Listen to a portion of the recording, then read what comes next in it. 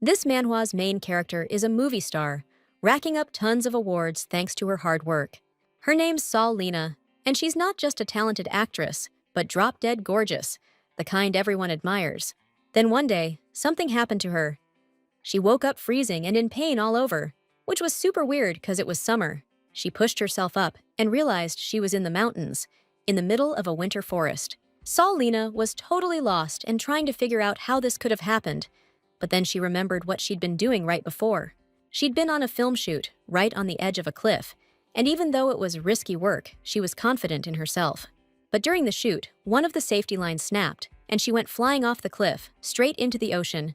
She remembered that clearly, but how she ended up in this forest was beyond her. Sol was sitting there, lost in thought, freezing cold, when suddenly she heard some pretty loud noises nearby. Some kind of monster was charging at her, screaming, making it clear it was angry and dangerous. There was no hope of being saved. But then, out of nowhere, the monster's neck got sliced open by something. Standing before the heroine was a man holding the sword he'd used to kill the monster. Girls saved, what a relief. The guy walked closer and started talking in some gibberish she couldn't understand at all. Putting two and two together, Sol figured she must have landed in another world, because what other explanation was there? Out of nowhere, her savior held out his hand. After a second, she reached out and took it.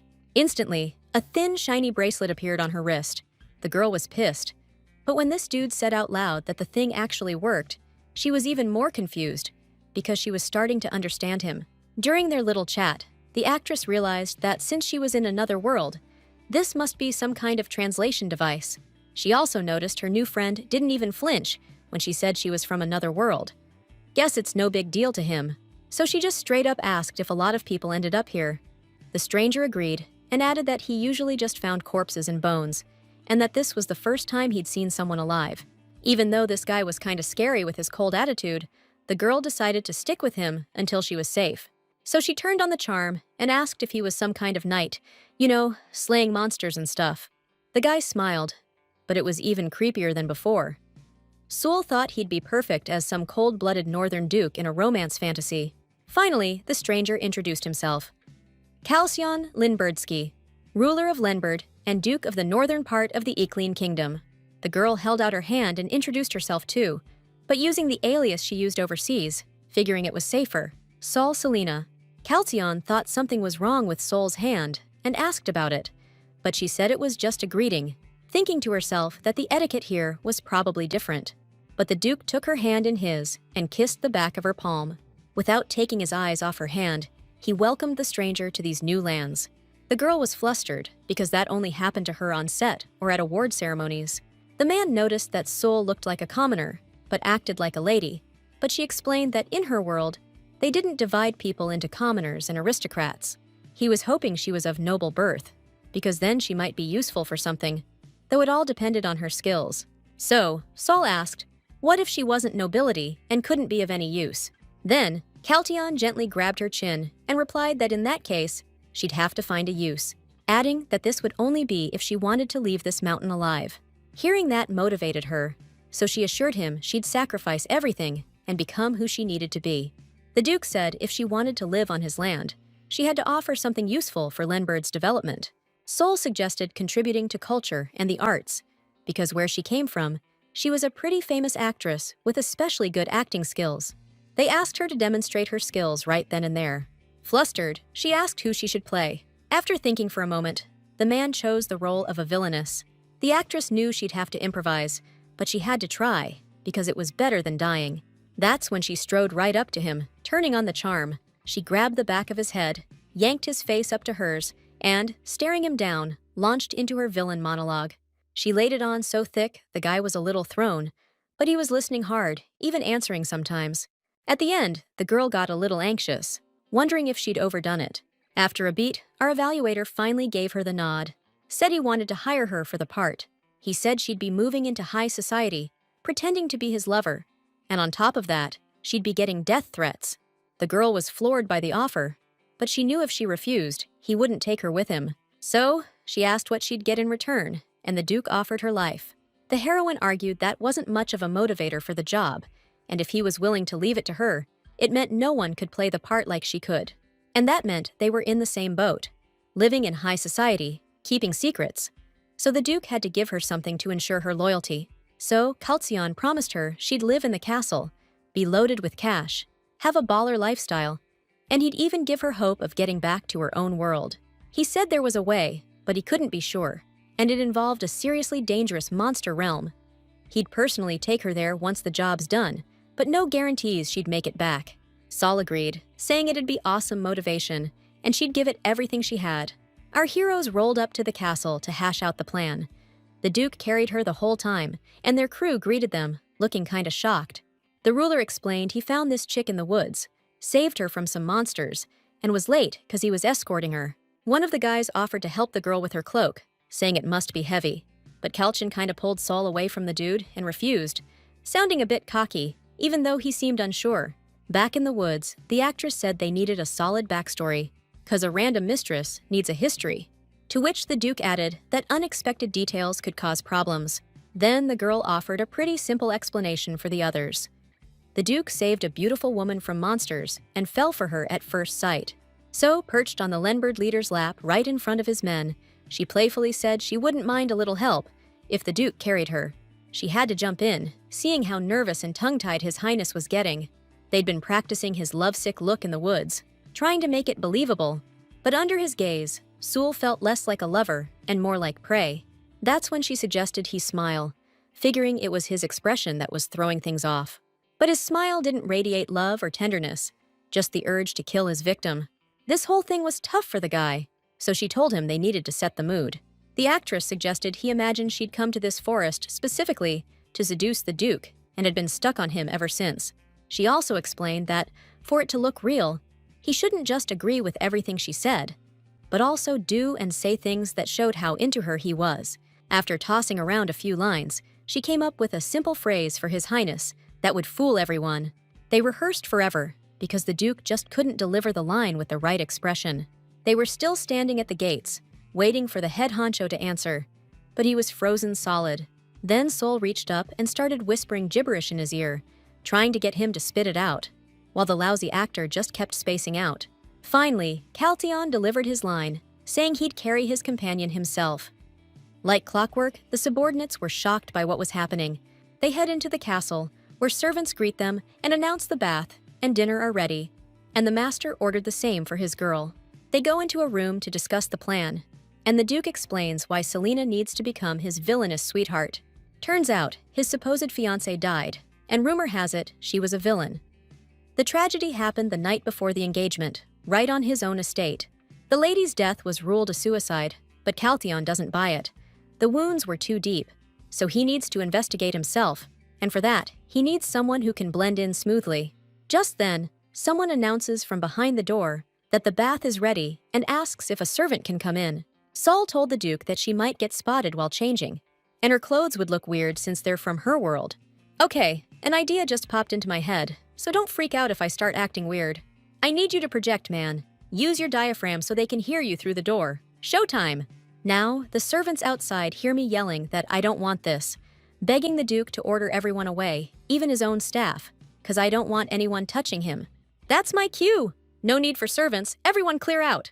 Sol was stoked we nailed it, and the guy showed me where the bathtub was. While I was in the tub, another idea hit me, and I told the Duke to come closer. I chuck my clothes at him and tell him to rip 'em up. That'll solve this problem for good. He starts tearing at the clothes, but then he freezes, grabs me, and clamps his hand over my mouth, telling me to be quiet, 'cause we're being bugged by spies. Guess this happens a lot, 'cause Calcion wasn't even fazed. He just stood there, debating whether to kill the eavesdroppers or let 'em live. That's when I suggested we use him to our advantage and cook up a believable story to fool everyone. The Duke admitted he was a lousy actor and asked if they should actually do something. Then she shoved him away, thinking he was being indecent. The actress said she'd handle everything, and all he had to do was clap. But first, they needed to rip the clothes. Suddenly, she grabs his hand and pulls him right into the tub, then said this kind of thing should be left to a professional, meaning her. Her act was playing out a scandalous scenario, pretending the lovers were having a good time, which made the Duke blush. Afterwards, the girl suggested they get out there quickly to see the servants' reactions. The servant outside the door was shocked and believed what she heard. which meant everything went according to plan. She approached the couple and said she'd escort Miss Selena to the bath and help her get ready. The girl was cleaned up and dressed, and they mentioned in conversation that the previous Duchess preferred such clothes, and Selena wondered if wearing this dress would trigger memories of Calcione's mother.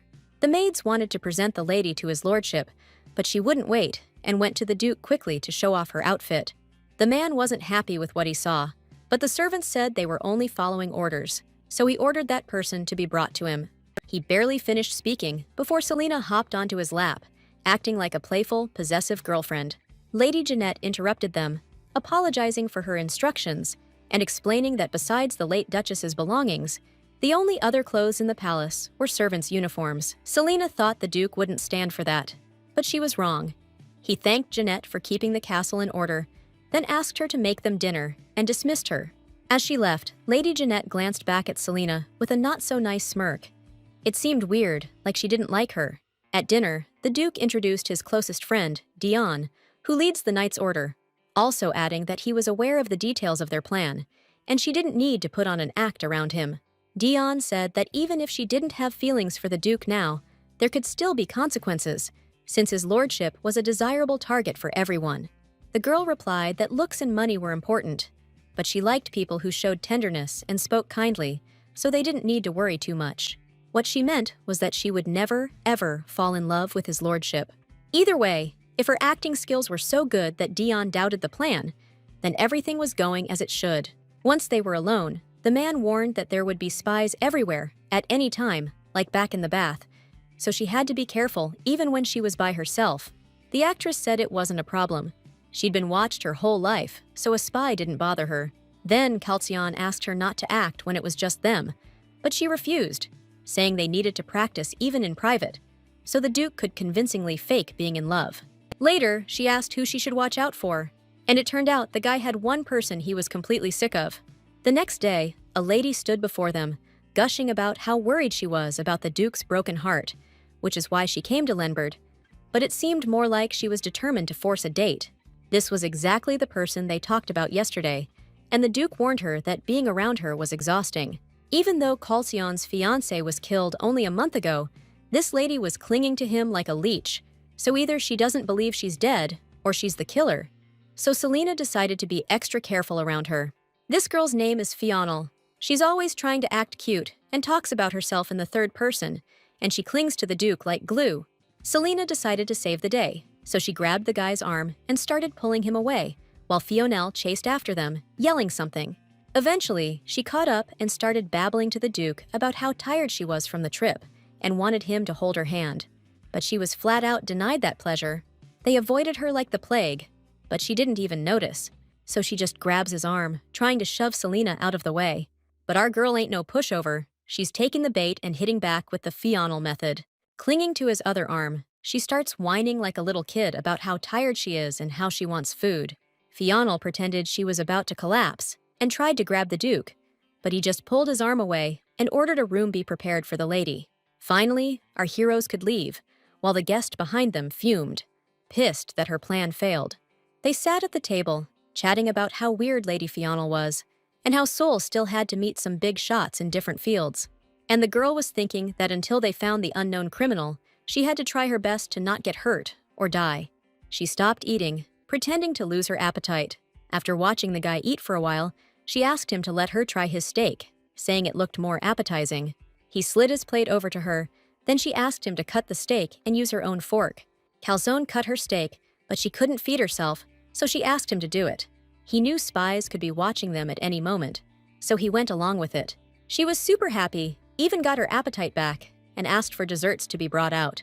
But the guy couldn't bring himself to use the same fork he'd been feeding Selena with. It was seriously bugging him. So, he bolted from the room, leaving her alone, without even thinking how uncool that looked. She figured out how to teach him to act on dates, so she asked a servant where the Duke went. Probably his study. She decided if they're having a romance, there gotta be actions, so she changed, and was already at his window with flowers, and he told her to come in.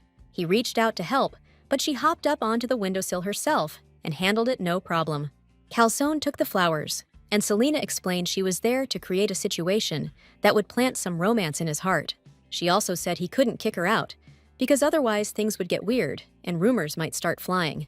So, while the Duke was busy doing his thing, the girl just chilled on the couch and read. She didn't remember drifting off, but when she woke up, she was still in his office, same couch, covered with his coat. Thought it was kinda sweet. She decided to hit up the training grounds, stretch her legs, and maybe get Caltheon to teach her some local fighting moves. She bumped into a servant and asked where the Duke was, and they told her he'd gone to the training grounds. Catching the servant's attitude, Selena decided to play the villainess, and with a look, just demanded to know where the training grounds were. That maid's nerve pissed her off so much, she forgot to ask where the grounds actually were and got lost in the garden. Lady Fional popped out from behind some bushes, scaring the crap out of her. Guessing she was looking for Calcione too. They started bickering, Fional all angry and yelling, Selena just cracking jokes and laughing at her. Then, Fional straight up threatened her, saying if she kept acting like that, she'd end up dead. Said someone else who was all cozy with the Duke already bought the farm, implying she was next. The heroine knew she was standing unarmed in the middle of a maze garden, facing a murder suspect. And if things went south, she could really end up dead. Plus, she figured there was a chance the lady wasn't alone, that she could have accomplices lurking somewhere. Just then, the Duke's voice called out to Selena, and his timing couldn't have been better. She ran into his arms, relieved to be rescued, because she was seriously freaked out. The guy asked Fional what the heck was going on, but she was totally speechless.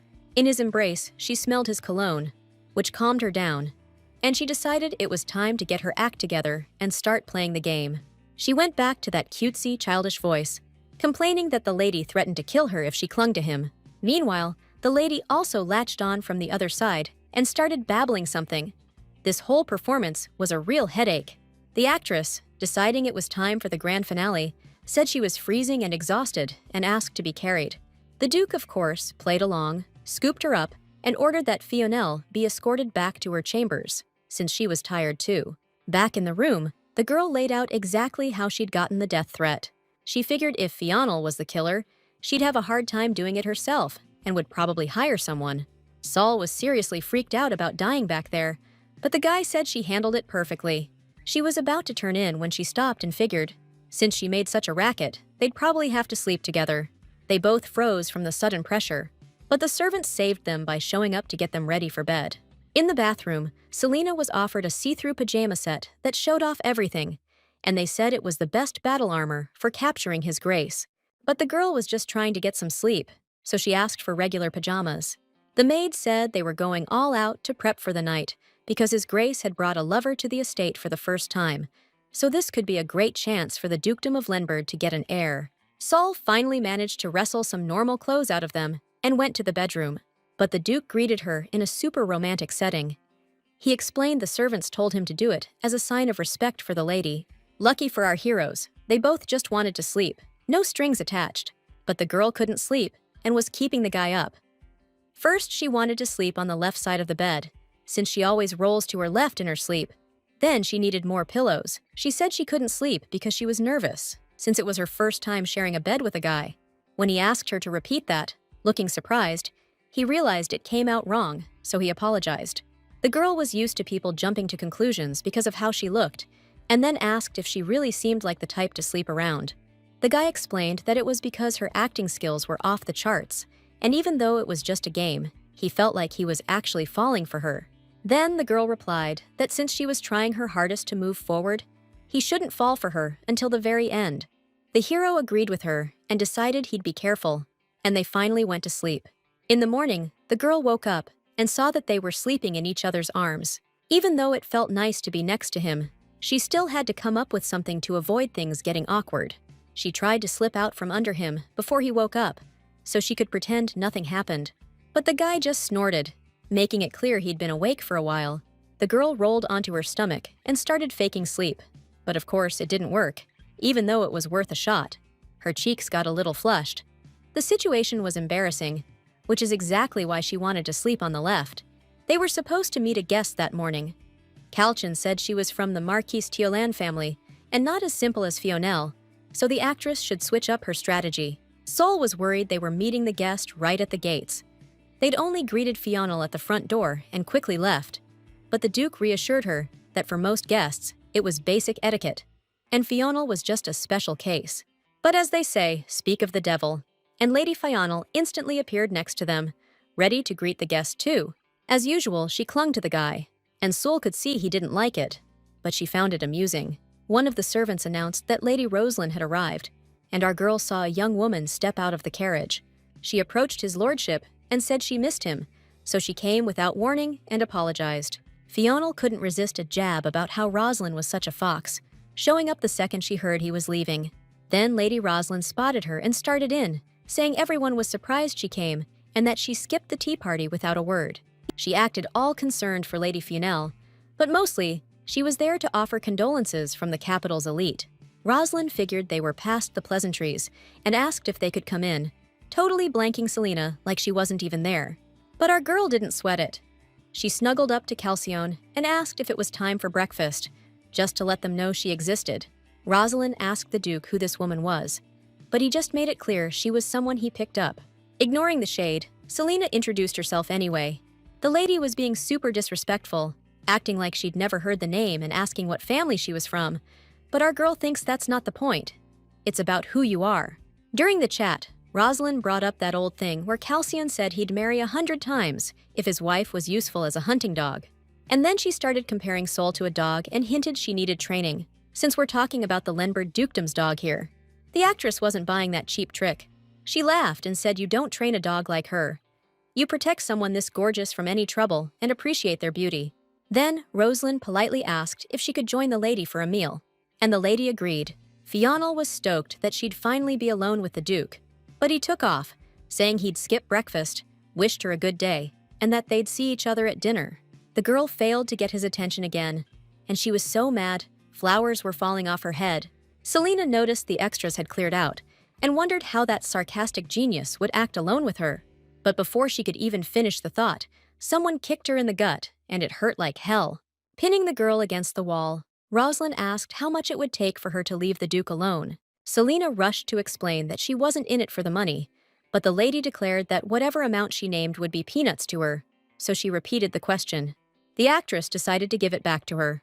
She grabbed the other woman's hand and asked how much the lady could offer her R. Maybe the lady had 100 dresses like the one she was wearing. She was sure that the previous duchess's gown could be considered a national treasure. Rosalind agreeing to that price just proves how crazy powerful she really is. I almost took the deal, but I snapped out of it and told her accepting would be a huge loss. I added that what I needed was super rare, and I wasn't sure if Lady Rosalind could get it, and that was the Duke's heart.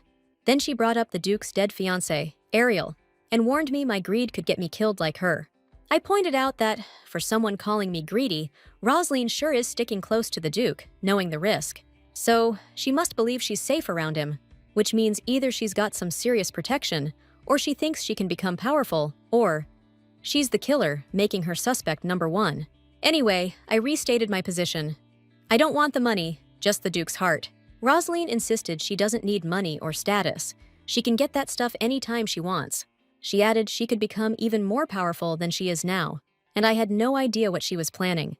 Rosalind turned around and started walking away, warning the girl that if she didn't know how to value her life, there was nothing to be done.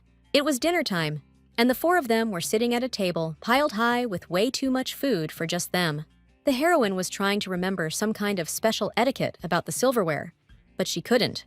She decided not to sweat it and just grabbed the bread with her hands, drawing a sharp comment. Rosalind sneered, asking what backwater her manners came from, and if she'd learned to eat from the animals up in the Lenbert Mountains. The heroine kept up her act and snapped back that she didn't know animals ate bread.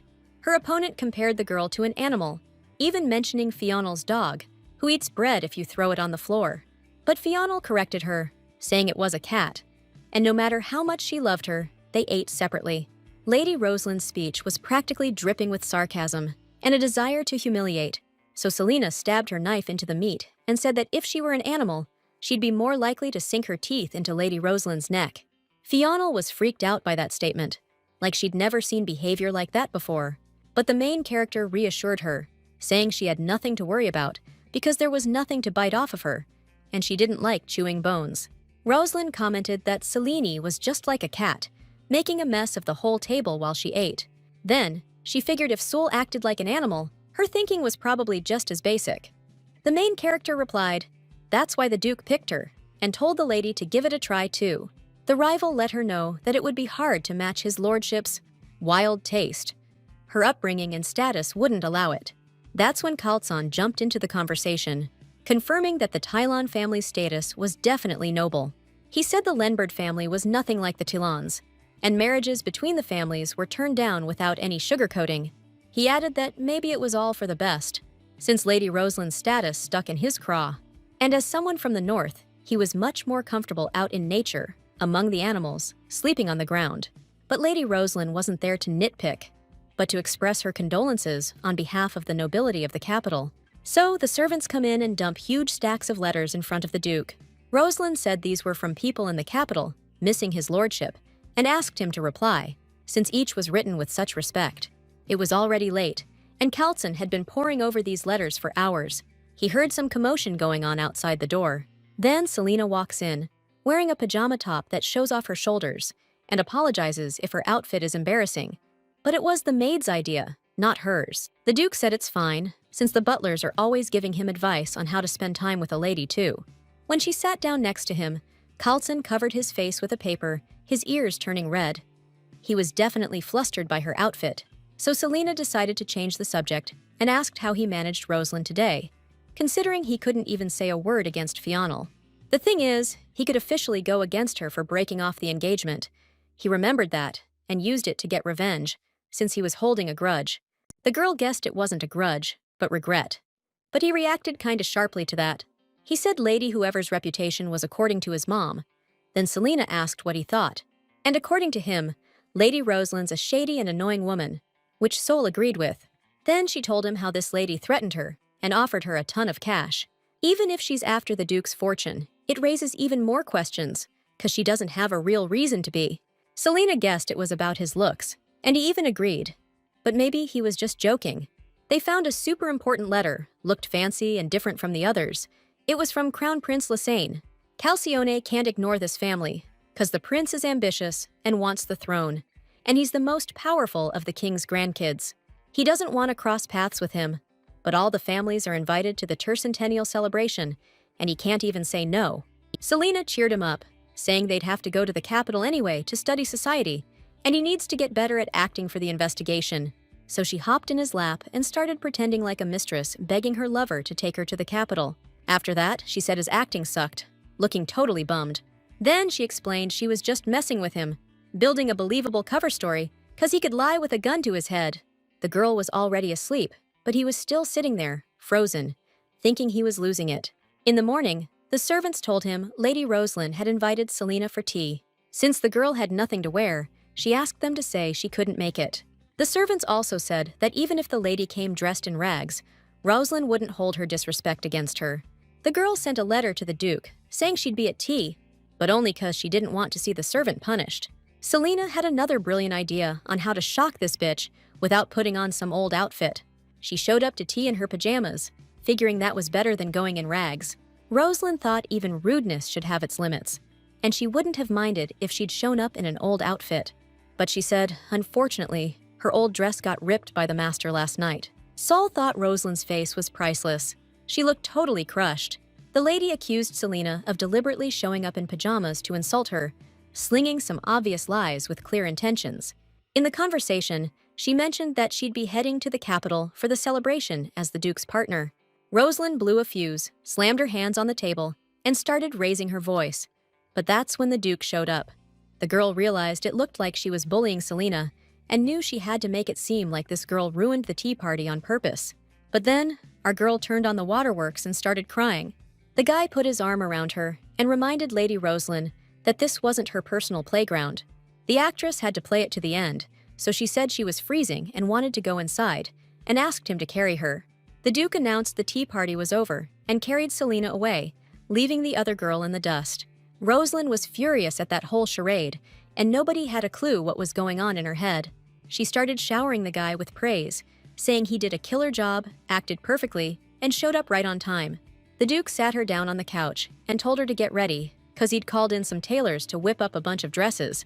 He took the seat next to her and warned her that the further she goes, the more noble she'll run into, so she needs to learn how to handle all sorts of crap. Her acting is good, But relying on just that as a weapon means she's gonna hit situations where it just ain't enough. That's why he's decided to arm her with something else. Knowledge. They've got 20 days till they head to the capital, and in that time, she's gotta get up to speed on manners, social skills, and basic culture. 'Cause she needs to become a model noblewoman too. If she wants to break into high society, she's gotta know how they talk so she can get along and squeeze them for info. But the real reason he's doing this is 'cause he doesn't want to see her lady-in-waiting getting iced out. Selena found out that Calcione never got taught the secrets of high society conversation either, so she suggested they learn it together. But he turned her down, saying it annoyed him. Selena started arguing, saying it would be useful since he's headed into enemy territory, and she could signal him in that language. Figuring that, the heroine suggested they make a bet. The deal is, whoever is the last to learn the secret language has to grant the other's wish. The guy agreed, because he thought it'd be easy, and the girl was confident about anything involving her body, so she wouldn't lose. The man bragged about his advantage, having schmoozed with nobles for decades, unlike the girl who just got here. Selena wanted to take a nap before the tailors arrived, but no dice, because a tailor burst into the room, clearly in a huge rush to see them. Devin greeted the Duke and was ordered to get to work. But for some reason, the tailor started taking the man's measurements, not the girl's. That's when Calcione grabbed him by the head, reminding him she ordered dresses, not suits, and threatened to off him. The girl tried to smooth things over, saying it was all good, no need to get mad. Creative types are always a little crazy. She suggested they get to work, since, like the dude said, she can't be caught dead wearing the same thing twice. So the tailor asked the lady to change into something he could actually take measurements in. But the guy didn't go anywhere. He just sat there watching them work, practically burning holes through them with his eyes. Sol tried to politely shoo him away, reminding him about all the paperwork, but he stuck around to help pick stuff out. The tailor finished up the measurements and promised to make Lady Selena the most beautiful woman in Lenberd. Then Selena hugged the Duke from behind. He thinks she's the most beautiful woman, even without clothes. A little revenge for him not leaving. Then the tailor promised to make the best damn dress that wouldn't hide Lady Selena's beauty, and she asked why a guy like him was still here and not in the capital. To which he replied that while the capital has its perks, the appreciation for the work is completely different, even compared to the last Duchess's dress. The heroine said she wants a dress that screams the latest capital city fashion. The tailor knew this lady was hitting high society, so he pitched her a design for a dress that was both lavish and totally on trend. Selena was digging it, so the tailor asked if he should whip up the design in 5 different colors. He went on to explain that the previous Duchess always placed orders that way. He figured Lady Selena would do the same, but then he suggested she just get one dress in each design. The Duke asked for 7 colors, and the tailor suggested all the colors of the rainbow, plus gold, white, and black. But she shot him down, saying that each design has its own perfect color. Calcione reminded her that they needed to keep it extravagant. Then she figured out how to work it in a different way, with her own newly invented aristocratic spin. She said aristocrats should rock dresses that are luxurious, not mass-produced. They should make one dress, but make it with soul. Like crafting a whole new fabric or embedding precious jewels right into the clothes. The tailor was totally stoked by these ideas, and stoked that this lady appreciated their designs. This whole thing needed a ton of manpower and extra cash, and the Duke was ready to foot the bill. He also said they had to whip up 100 options in 20 days. The girl was thinking there must be some factory she didn't know about. After that, the Duke tossed over an upfront payment, and the tailor said it was plenty. He was hyped to take the job, and she thought the guy was nuts. The next day, Selena had her first etiquette lesson, and Calcione asked Lady Jeanette how it went. She was quiet for a second, but then finally said that Lady Selena was a total genius and picked stuff up super fast. At the start of the lesson, Selena wanted to know why it was just the 2 of them. Jeanette explained she'd be teaching her basic etiquette. Then she added that joint lessons with the Duke would kick off once the girl had the fundamentals down. The main character was curious why this woman was teaching her. Even if she was hiding her dislike, her face said it all. Jeanette's the second daughter of Baron Marin, so she knows the city's etiquette rules and has tons of experience.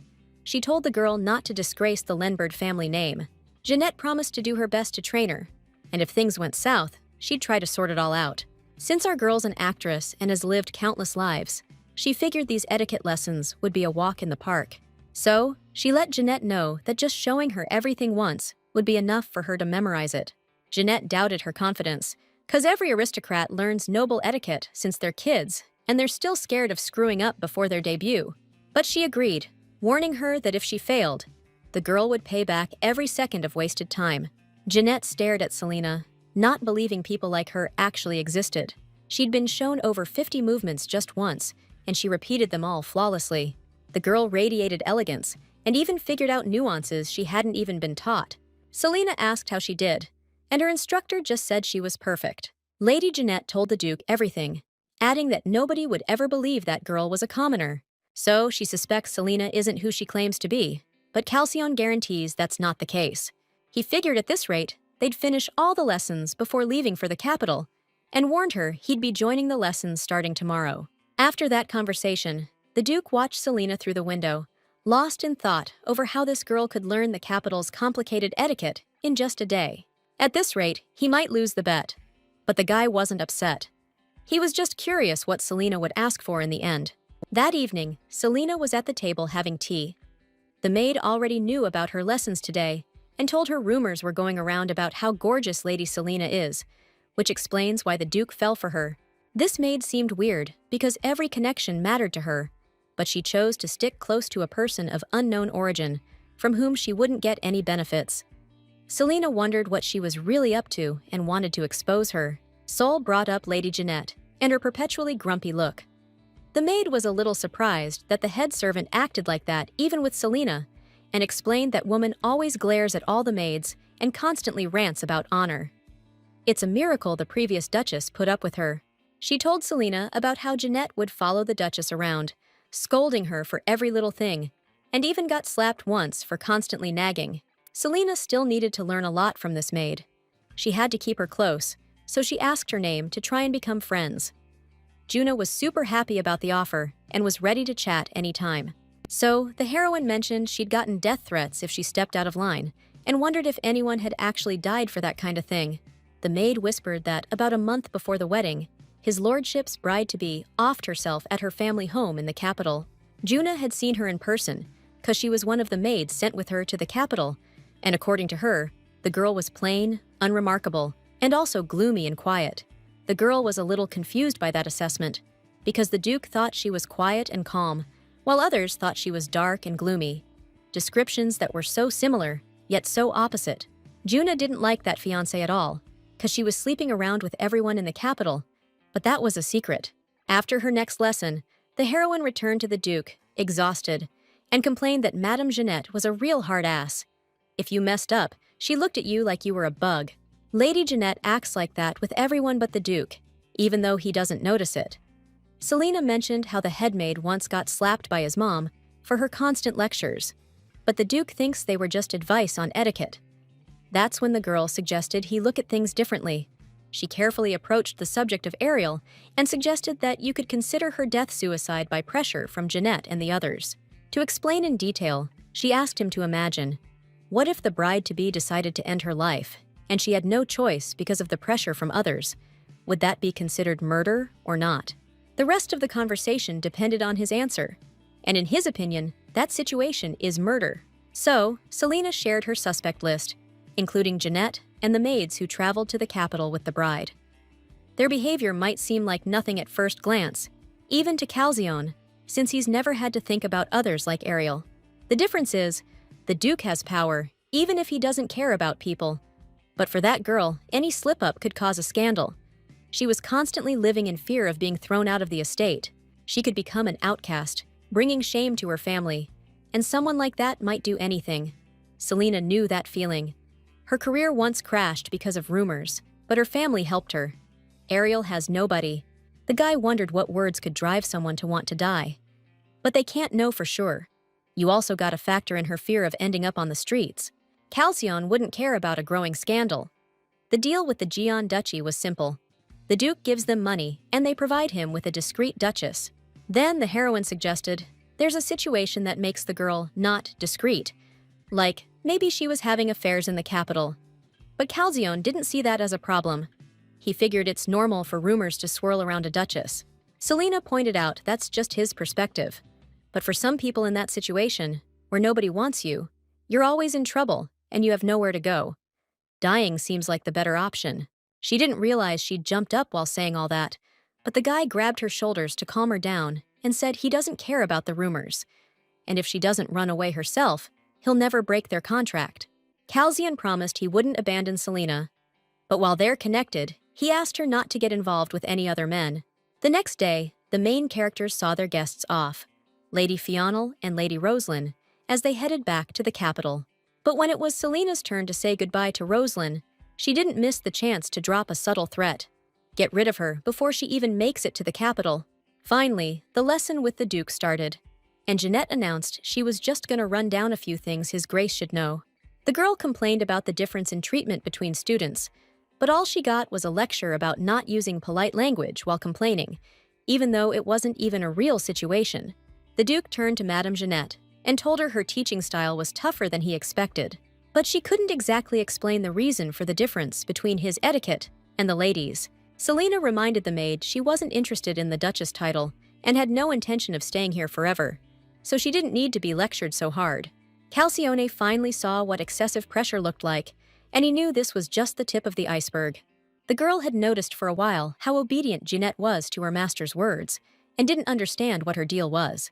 Calcione had heard Selena was a fast learner, and he'd picked up a little bit when he was younger, so he figured they'd finish quickly if Lady Jeanette wasn't so strict.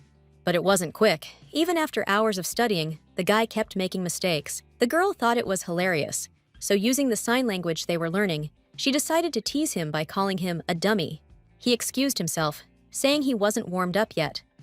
Sol suggested he try again and signed, asking if she could sleep in his room again. He signed back, and a silent conversation began where she managed to fluster him.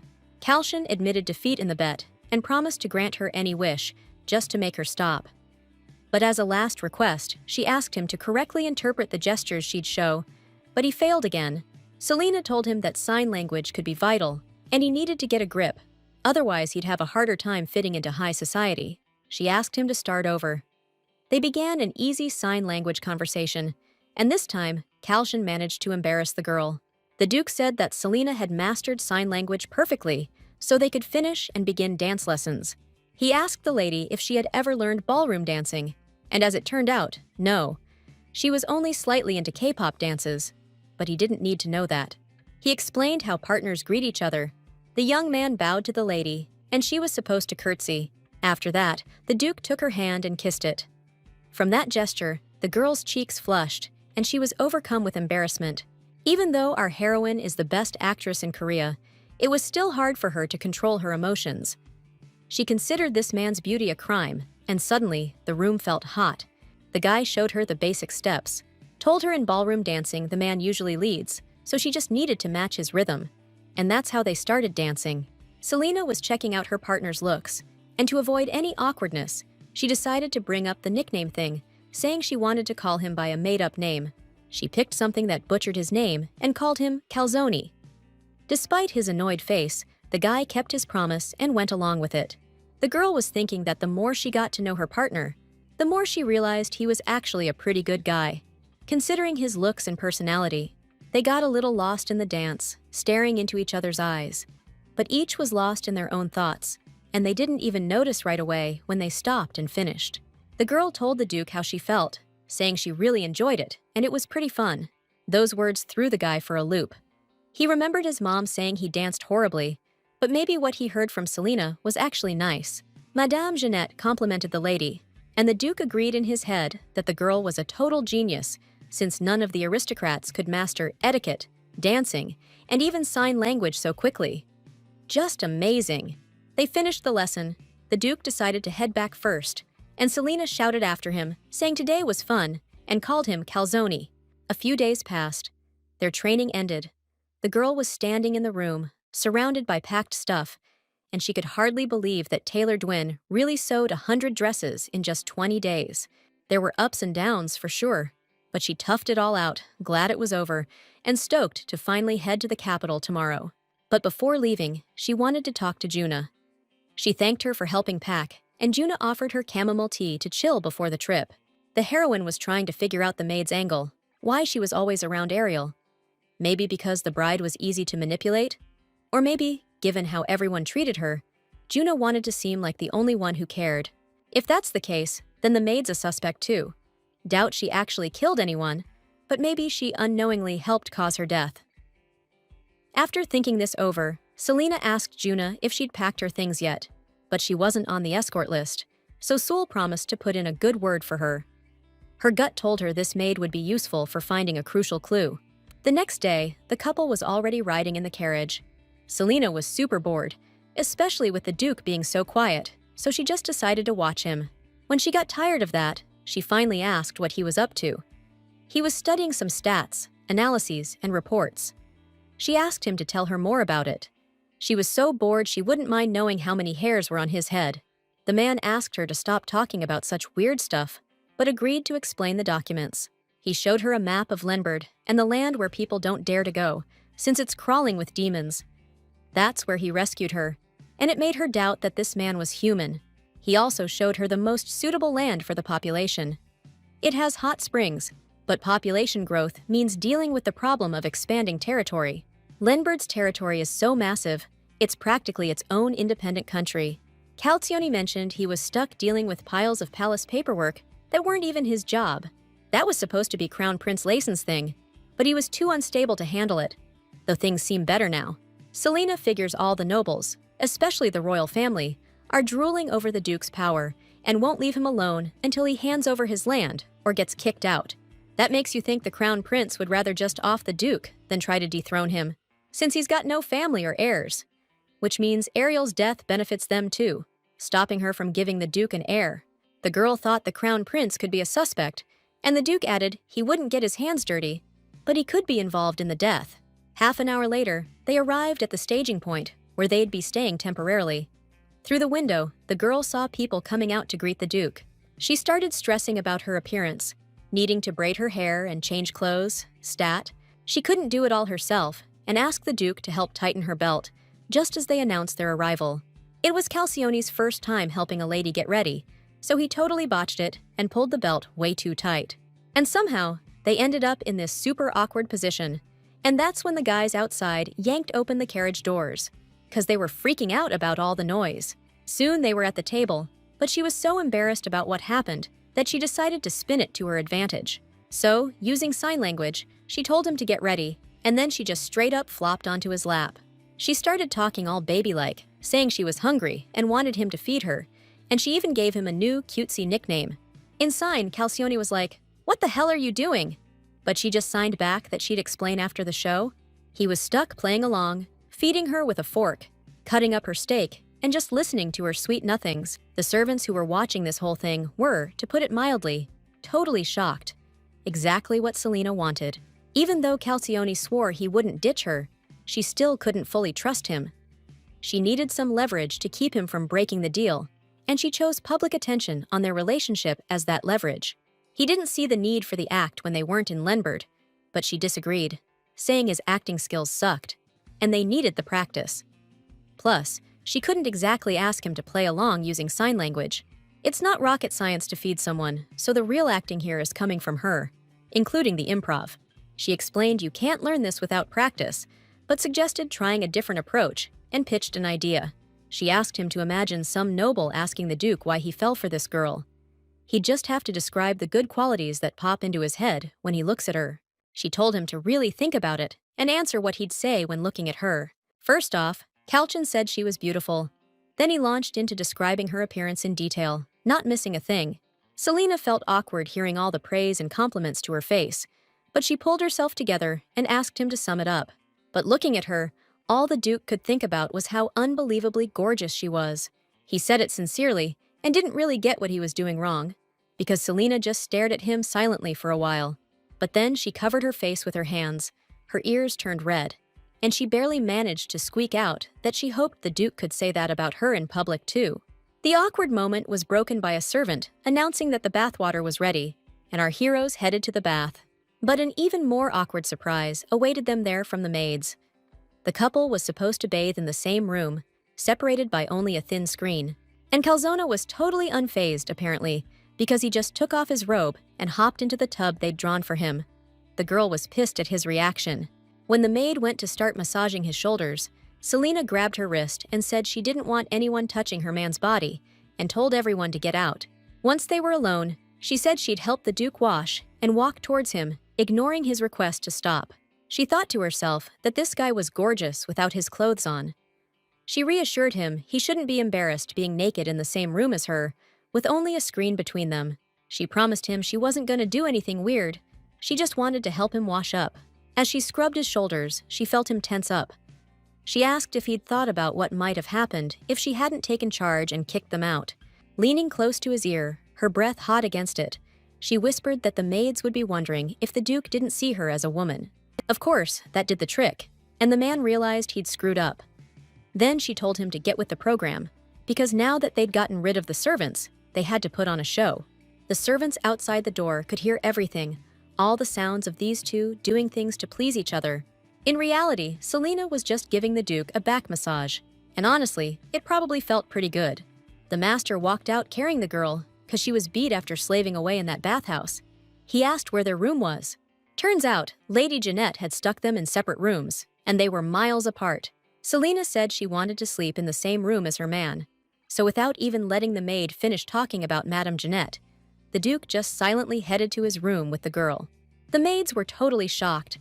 They huddled up, gossiping about how this girl was probably going to be running things now, not Madame Jeanette, since the Duke never went against her before.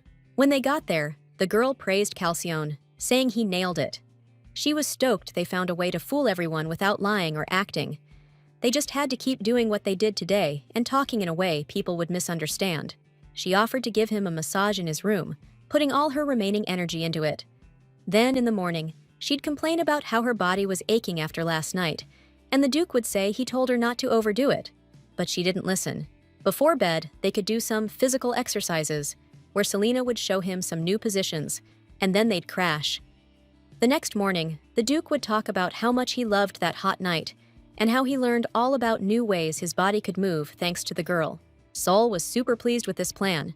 She was thrilled they found the perfect way to trick people, which would make them unstoppable. The next evening, Madame Jeanette arrived. She told the Duke she needed to speak with Lady Selena in private. She looked pissed. She came all the way here in person to tell the girl that, starting tonight, she'd be living separately from Calcione. Sol made it crystal clear that it wasn't her business, and an etiquette instructor sticking her nose into the relationship of two adults was way out of line.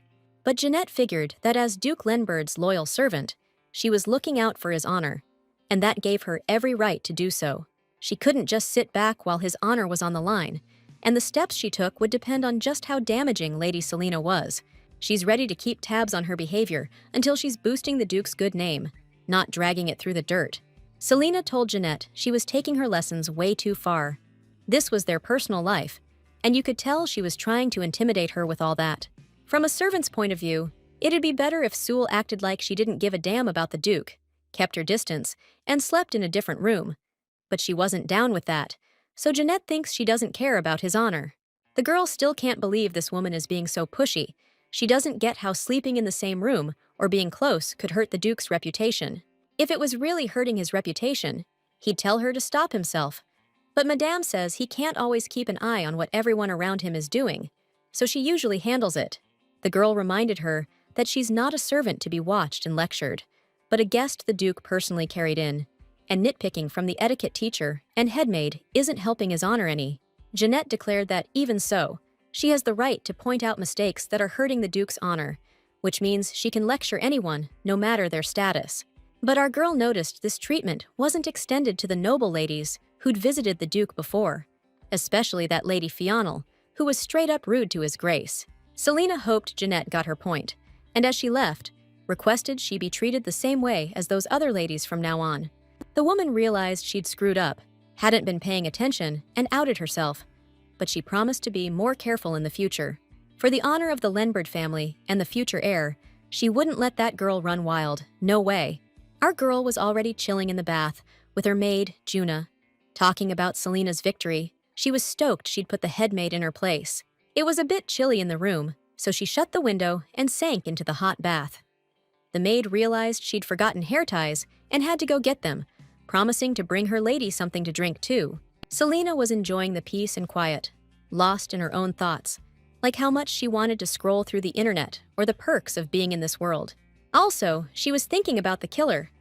Selina hoped it was a girl who only knew how to use a fan, not a knife. As soon as she found the perfect position in the bath, the room went dark. The candle went out for some reason. She called for the maid, but she wasn't there. A cold breeze blew in. Selina noticed the window was open. Guessed the candle went out from a strong gust, but she was sure she'd closed it, and nobody had been near it.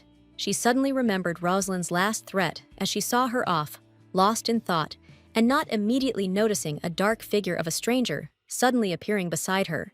To keep the creep from drowning her, she leaped out of the tub, but she couldn't escape, and he grabbed her, clamping a hand over her mouth. She bit his finger and, breaking free, started screaming for help, but the stranger managed to escape through the window. Just then, the Duke, armed and with his men, burst into the room, drawn by the screams, to save the girl. Selina pointed towards the open window, and the man sent someone after the fleeing figure, who immediately ran to carry out the order. Answering Calzione's question, the girl said the attacker broke in almost as soon as the maid left the room. Saul stared at his angry face. He was clearly pissed about what happened, but he didn't even ask if she was okay. Selina was completely drained from the ordeal, and she asked for help getting up. She would have been happy if he just gave her a hand, but the Duke even picked her up in his arms. It was unexpected. A shocked Lady Jeanette flew over to them, asking what happened, and was he all right? But he told her the attack wasn't on him, but on his girl. So her worries quickly turned to disappointment, and she got ordered to send a maid over to help them out. The heroes were already in the room, and the guy was checking out the girl's bruises from fighting off the assassin. Her feet were freezing, and Calcian didn't bother calling the servants. He decided to dry her feet and treat her wounds himself. Selina was surprised and flustered by how gently he was treating her. She thought she might be starting to feel something for the guy, but she quickly shut that down. The Duke doesn't get targeted that often, and he didn't think this time the assassin would go after the girl instead of him. He promised it wouldn't happen again, but Soul can't relax, because even with an escort, there are still people among them who could kill. So, to put her at ease, the Duke suggested they analyze the details of the planned assassination so they can prepare thoroughly later. Since the assassin didn't use a weapon, that could mean he was trying to make it look like an accident. Selina guessed that it could have been planned by the same person who killed Ariel, since they tried to fake that one as a suicide too. The girl asked if Lady Jeanette could have hired an assassin because she hates her, since she recently had a fight with her and even sassed her. The dude can't believe his headmaid would do this, but Fionel and Rosaline? Totally possible. Or maybe it's someone else entirely. Dayon rolled up to the couple and reported they almost nabbed the perp, but he offed himself when he realized he was cornered. Said the guy wasn't some newbie either. No witnesses, no evidence. The Duke ordered the body disposed of and told them to contact his inner circle to secretly bring in an investigator. Calzin says there aren't that many families in the Empire who could hire a trained killer like this, and they all need to be checked for involvement. Selina suggested catching some Z's, saying she was sure she'd crash immediately after bravely fighting off an assassin. But she was wrong. She couldn't sleep. Memories of the incident kept flooding back, and it was bugging her, so the guy asked if she was all right. She didn't expect him to get so close, and kind of pushed him away by the shoulder a little. Since neither of them can sleep, the Duke offered to train her in swordsmanship, and she happily agreed. Soul was stoked, because this would make her way better at defending herself, and the physical exertion would help her get tired and fall asleep. They gave her a real sword, which was heavier than she thought, but she handled it surprisingly well. Calzione said this sword's custom-made for beast fights, which is why it's way heavier than normal. Selina, doing what she was asked, raised the thing over her head and slammed it down, right to the floor. Totally nailed it. The Duke was fired up, seeing her potential. The makings of a real knight. Train her right, and she'd be a force. He looked like a professor who'd just been handed the coolest project he could ever dream of. They were riding in the carriage, and Selina was whining about her shoulders killing her after training, begging for a day off. But Calzione said muscle soreness only goes away with more exercise. So starting tomorrow, she's getting even harder training, 'cause the capital's gonna be dangerous. The guy said they'd be in the capital soon, then threw his cloak around her shoulders and told her to get some sleep. They got there near nightfall. The butler greeted them, and the guy told him to keep it down. The lady's sleeping and needs her rest. The servant pointed out the lady's room, but the Duke said she'd be sleeping in his room and told him to take him there. He gently laid her on the bed, asked for a maid to be sent to her, then went to check the whole mansion, making sure his companion was totally safe. The head butler reported to the Duke that they'd thoroughly searched the mansion and beefed up security. The man praised them for their work and ordered them to reinforce the door locks, saying it's better to be safe than sorry, 'cause they could get broken into. Calcione finished his rounds and went to bed, deciding to lie on the left side of the girl so he could react fast if someone broke in. He hugged the beauty, telling himself he was only doing this to protect his business partner. Nothing more. Selena woke up, surprised she was up so early, since the sun hadn't even risen yet, but still wished Calcione a good morning. To which he replied that it was pretty late for morning. Turns out she'd slept for 24 hours. And that wasn't dawn, it was dusk. She was starving, but refused delivery so the room wouldn't stink, and decided to eat at the dining table. At the Duke's request, she took an escort for personal safety to the dining room and greeted the maid when she got inside. But the maid wasn't friendly at all. But despite that, the girl still asked her to bring her something to eat. For a while, she was ignored, and then they put a dirty plate with some unidentifiable slop in front of her. Selena originally just wanted to pry some info from the girl, but things changed, and she decided to teach the brat a lesson. She mentioned she was planning on sharing this meal with the Duke, but hoped this would be enough, and thanked her for her efforts. But the maid immediately tried to snatch the plate back, claiming she didn't know they'd both be eating, so she'd cook a meal for two and ask the guests to stick around. Soon, Selena had a decent meal for two in front of her. The maid really went all out and assured her the food was fresh. Then the girl said the Duke wasn't coming and decided to rest, so she'd eat here and head back. But she'd be bored eating alone, so she asked the maid to share the meal with her. Or rather, she politely ordered her to sit down. She smacked the maid's hand when she reached for the food, since she wasn't allowed to eat what was served to her master. And so she wouldn't just stare at her. Selena decided to kindly share the soup that the girl had so painstakingly prepared. After the first few spoonfuls, she started feeling sick. Apologized to Selena, who figured if she was apologizing, she must have done something wrong. Selena stated to the maid that, judging by her reaction, she hadn't prepared her food properly and definitely slipped something in, so she ordered her to call the butler immediately. The butler showed up, and after we explained the whole situation, he straight up started covering for the maid. Even after solid arguments and facts, the guy kept sticking to his story, and Selena quickly sized him up. This good-looking dude definitely has some pull, 'cause Calcione's barely around, so he probably thinks he runs the place.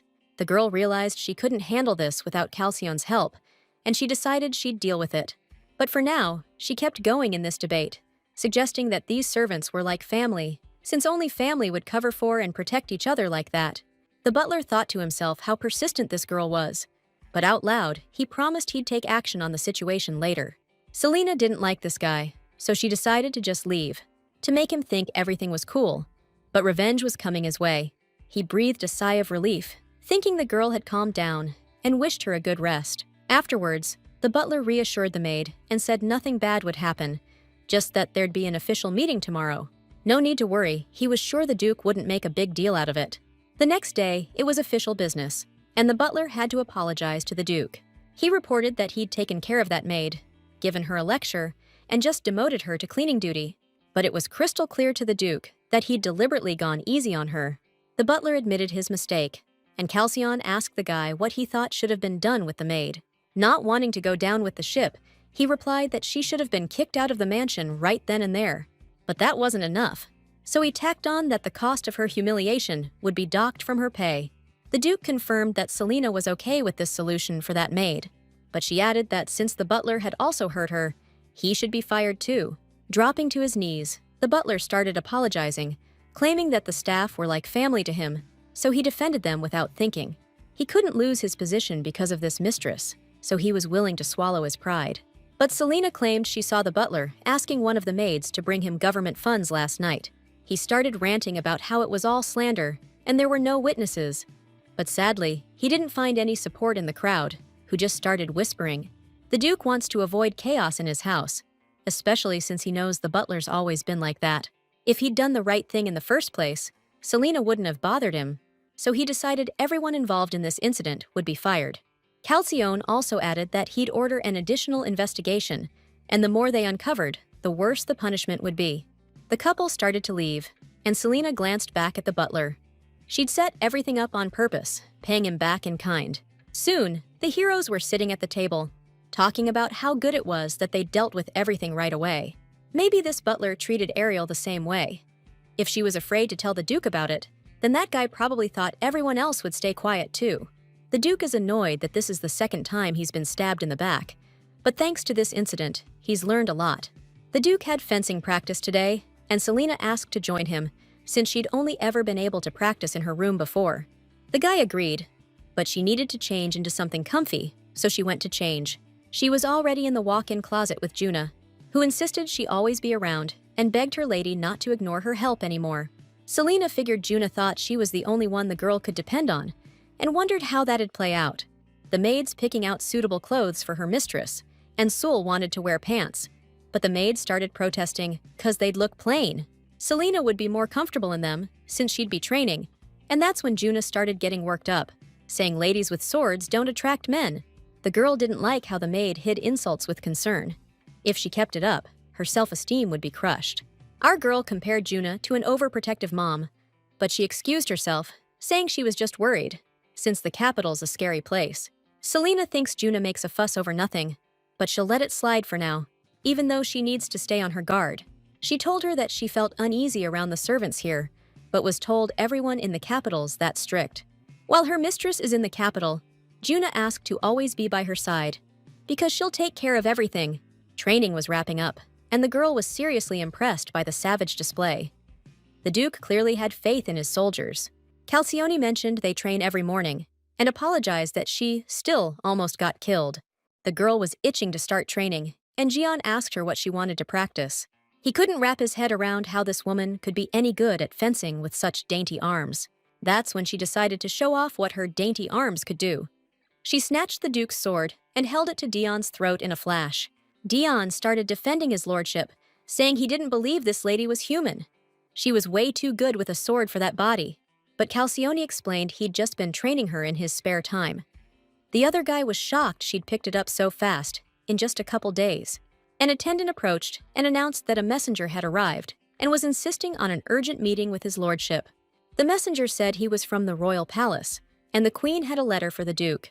Selena initially thought it was what the Duke had mentioned in the carriage, that the crown prince was making moves, but she was wrong. Calcione clearly wasn't thrilled with the news, grabbing the letter with a sour look on his face. The letter said Queen Meryl was planning to drop by tomorrow. She and the princess were buzzing with excitement about him being in the capital. After reading it, he told them without a second thought to tell the queen he couldn't see her. Wasn't feeling well. Dion asked the messenger what he was so worked up about. It's not like the Duke's refusal would get him killed. He explained that the Duke always turned her down with the same excuse, and the queen might think she was being played. Then Dion suggested they tell Her Majesty the Duke had injured himself during training. Right then, Calcione charges at Selena with his sword, scaring her half to death, but she took the challenge with a mischievous grin. He was sure she'd block the blow, so he wasn't worried about her safety at all. The other two watched the whole scene, figuring the messenger might not have to lie after all. After he left, Calcione suggested they actually spar to make it believable, even though he'd only taught her the basics. He saw how well she was holding up, so he said he wouldn't let her go until she got a hit in. No matter how many times the heroine swung, the guy just kept blocking or deflecting her attacks. The opponent told her she needed to learn to read his movements, but she just couldn't get it, and it was tough. But the student started getting used to it, and the teacher's moves didn't seem so fast anymore. She noticed that he had some openings when he attacked, so she tried to target those spots. But as she moved, she lost her balance and started to fall. But the mentor reacted fast and caught her. He advised the girl not to fool herself with the idea of openings. Selena immediately showed her cunning and lightly tapped the opponent's head with her sword. She started laughing and repeated his words, telling the Duke not to fool himself with the idea of being unguarded. He smirked and agreed that if this were a real fight, he'd already be dead. Calcione gave the girl props, called her a genius, and said she just needed more practice so her body remembers everything. Watching them, Dion wondered if Selena's arrival had really changed the Duke, and if there was actually something going on between them. Sol was already out of juice, complaining that the Duke was way stricter than her own personal trainer. She could already feel her muscles screaming, and she definitely wouldn't be thanking him for this tomorrow. Selena asked him why he'd skipped the visit, and if the queen was one of their suspects, to which he agreed, adding that she'd be seeing her a lot later. But sooner or later, he'd have to accept her, and the girl figured this queen must be just as annoying as Rosalind. But compared to Fional, things are way easier, and honestly, she's like a puppy. Kalchian warned her that they needed to prep for the meeting, because the queen only looks innocent. But things aren't that simple. She's still gonna try to hook him up with the princess, so they need to be on their guard here. The guy explained that he's got strained relations with the heir to the throne, more so than with the royal family as a whole. The queen's title is as shaky as the heir to the throne, so he needs to make the duke a part of their family. To cover his ass, he wants to marry the princess off to a noble and grab more power, which makes the duke a perfect fit. Looks like the queen's heard some rumors about Selena, so you can bet your ass she's got it out for her. The girl started to leave, saying she needed to get ready since she didn't know when the queen might show up. The duke asked how exactly she planned on preparing, but she couldn't give a straight answer and just left. Finally, it was time to become a socialite, so Selena and Juna were all set and ready to roll. They were going on a shopping spree, and the maid was stoked about the outing, picking only the hottest stores. She said Miss Ariel used to love shopping too, hitting up all the most popular and well-known spots. Selena learned Juna used to live in Myeong, so she decided to ask her how she ended up working for the duke. According to the girl, she was looking for a job back then, and a friend told her there was an opening with Duke Lenbert. The whole thing felt super shady to her. It was almost like Juna wanted to end up in Lenbert. Why else take a job so far from home? But the maid played it off, saying she was just desperate for work because she was broke, and she was glad it worked out this way, since she met Selena. The more she analyzed Juna's behavior, the more the girl was convinced that the maid hadn't just gotten close by accident. And there's a good chance someone's watching her, trying to drive a wedge between her and Calzione, probably with plans to offer. "We're here!" Juna exclaimed, pulling up to their destination, Diati's store. As they got out, the girl decided she'd be careful around the maid, though she doubted she'd try anything in a crowded store. They approached the main entrance, but the guards stopped them, saying the store was already at capacity. A couple of other girls walked up, and one of them turned to Selena, saying, "Guess this is your first time here," before heading inside. For some reason, those girls got in. It was like they were only letting in the chosen few. So the heroine asked the guards, "Hey, why did you let those ladies in if the store's full?" They told her the visit was pre-planned, but Selena shot back that this was a clothing store, not a restaurant. Getting no response, she asked what hoops you had to jump through to be one of the chosen few allowed inside. Still no answer. The girl really missed Kalchin's help, but she couldn't bother him just yet, so she decided to handle it herself, telling the guard he had no right to judge her ability to enter the store. She wanted to talk to someone worth her time, and demanded they call the manager. A woman came out and politely introduced herself as Diate, the store manager. She sized Selena up, figuring she was some backwater aristocrat who probably hadn't heard of the store's rules. The woman guessed she was from Almania, a place that's always sending over nobles who want the moon. Curious to see how the girl would react to being turned down, she said she'd heard about the trouble at the door. Selena said she wasn't aware it was a store for VIPs, and the problem clearly wasn't that she hadn't given them a heads up. The manager thought the girl would blow up right away, but she didn't. So she explained this place was more like a salon, and they prioritize people they already know. The main character pretended to be bummed, because she's showing up as Duke Lenbert's partner at the next event. She didn't want to ruin the Duke's rep, which is why she came all the way to Mian for the new collections. But hey, she could always go somewhere else. Once the manager heard about the Duke, she decided to ditch the rules and said she'd do everything she could for the girl. She warned her they were already packed, so it might be a little cramped. Selena walked deeper into the shop, and she could clearly hear the other customers whispering about her non-stop. She sat down on the couch. You could tell she wasn't thrilled with the stares, but figured it'd be good practice for her. The main girl flipped through the magazine they gave her. The outfits were totally different from what they make up north, but she liked them. Without a second thought, she slams the book shut and announces she's buying every dress they've got. While the manager was standing there confused, another wave of gossip rippled through the other customers. The price tags on these dresses? The girl didn't give a damn, since Duke Limberta was footing the bill. She even threw in some requests, like wanting certain styles in multiple colors, and maybe a floral print. The woman realized this lady was planning a total wardrobe haul, and business was about to boom. Cha-ching! She said they had some ready-made designs, and suggested she try them on. While the staff fussed over her, she was thinking this whole place runs on cash. It's the only way to get people to actually do their jobs.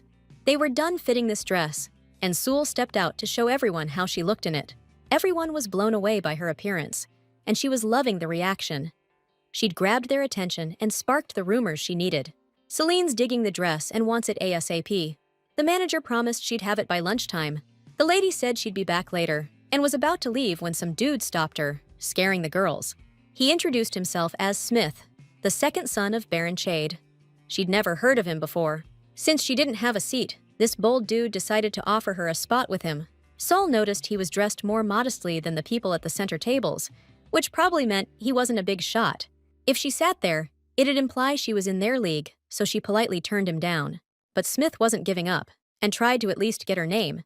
She felt like an antelope trapped in a lion's den.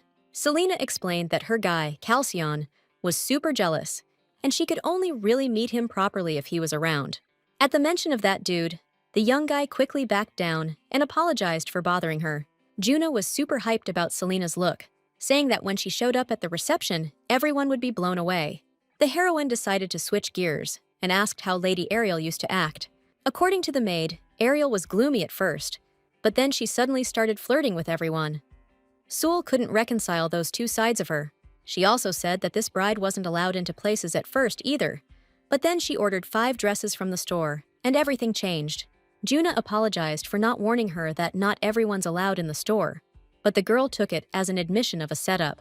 The maid suggested going somewhere else, but Selena refused, saying she was tired and wanted to chill. She pointed to a flower shop and said she'd rest there, and Juna could go scout out a place that'll take them. The girl clearly didn't want to go alone, but her mistress didn't want to go through that kind of stress again, so she decided her assistant could handle it, because nothing's impossible for her, even if that's BS.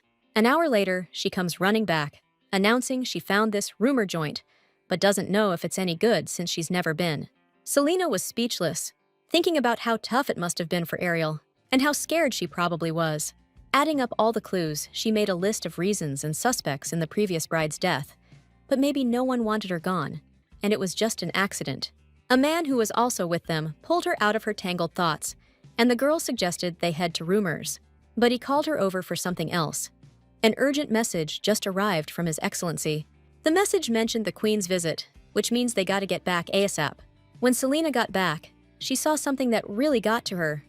The Duke seemed normal at first. He was working out, nothing wrong with that. But he didn't look sick at all, and the Queen's gonna be here soon. Being the pro actress she is, she couldn't let it slide, so she decided to turn this athlete into a patient. Stat. She picked out the right clothes, put a wet towel on him, the whole 9 yards. But the Duke still didn't look sick, just ridiculously handsome. But the problem wasn't her work, it was that he looked too healthy, like he'd never been sick a day in his life. Turns out, Calcion really had never been sick or laid in bed with a fever. At least he doesn't remember it. He couldn't get sick, he's gotta work and do his duty, so he doesn't even know how to pretend to be sick. She always thought nobles grew up pampered. She felt bad for the Duke, so she put her hand on his head to comfort him. The guy totally didn't get the gesture and was pretty thrown off by the touch. But then he got used to it and started saying that if you overcome a problem, eventually the whole world's at your feet. To Selena, it sounded like some quote. She didn't know what to say, so she just patted his head and praised him like a kid.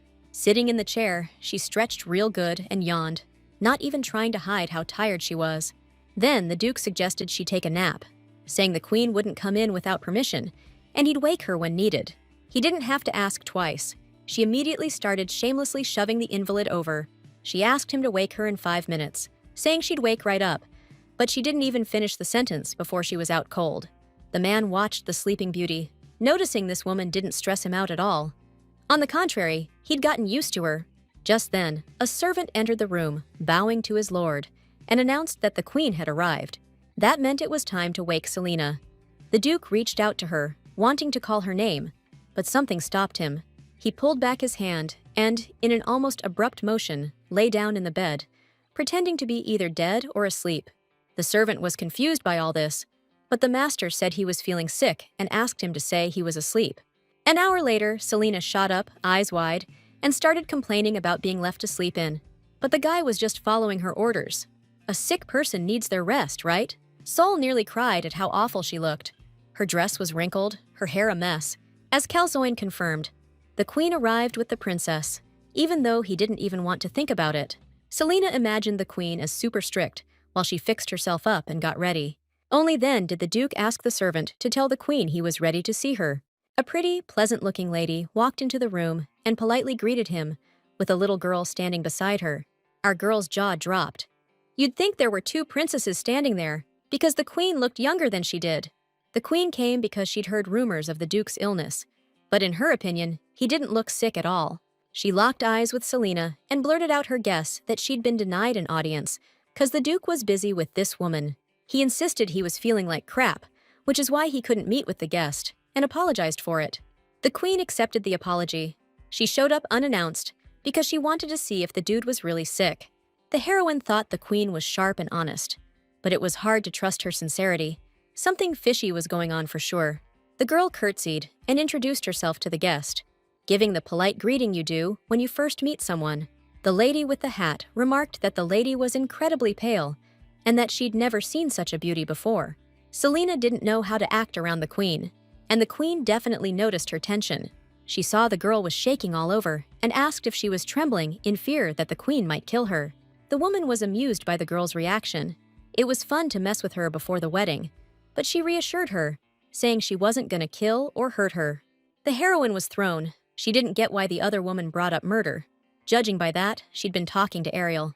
To clarify which wedding we're talking about, the queen said the duke was planning to get hitched, and it'd be great if he married Jeriel. She just straight up talked about marriage in front of a little kid, and Selena blurted out she plans to spend her whole life with the duke. Meryl asked the guy if he felt the same way, but he figures they'll see what happens down the road.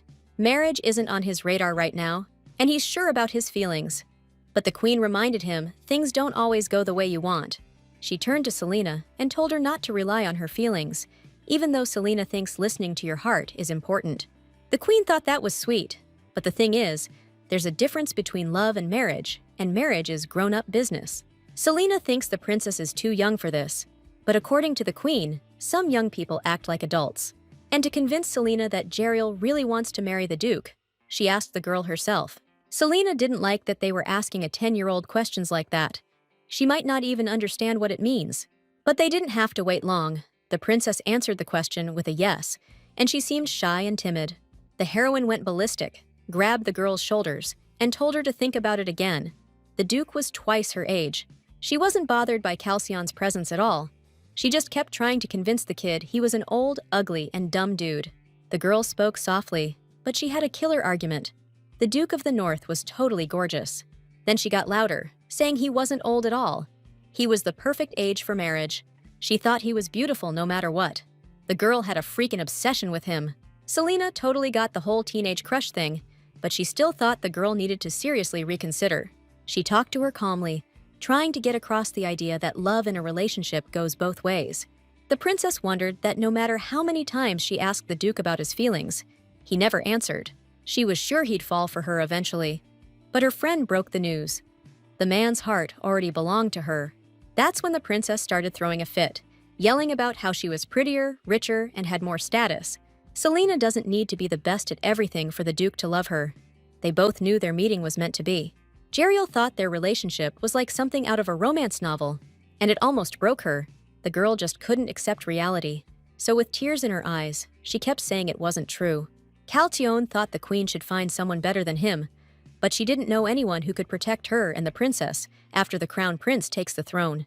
Besides, the princess has feelings for the guy, and the queen thought she'd be a decent match. The heroine listened to the conversation and knew she couldn't just let this slide. She had to do something, but she didn't get a chance to say anything because Calcione cut her off and declared he didn't want to marry just for convenience. Meryl didn't even expect to hear that from him. That's the kind of thing a man in love says. Selena didn't believe it. The Duke would say anything to avoid marrying the princess. The queen glanced at the girl and told her not to get her hopes up too high, because it wouldn't last. She asked the Duke if he was going to the party with that dame, and he confirmed her suspicions. Meryl wished Selena wouldn't get too caught up in high society. It's not exactly safe. The girl freaked out, thinking she might get killed, but they reassured her the queen wouldn't go that far. But the question of who would do it is still up in the air, because even if the queen doesn't know, she figures there's plenty of people who would. The woman was already heading out, because it was getting late, and she'd overstayed her visit with the sick man. She said she'd be back when he was feeling better. The couple was left alone, and Selena shared her thought that the queen might have been hinting at something, and the guy agreed with her hunch. The heroine doubted that this woman was involved, because she was too chill and acted too convincingly. But don't dismiss the idea that the queen was always meddling in Ariel and Calcione's relationship, and if that girl offed herself, the queen had a hand in it, for sure. The Duke pointed out that Ariel had way too deep of a wound to have done it herself. Even though Sol's new to high society, she still doesn't think the ex-fiancé was killed because someone didn't like her.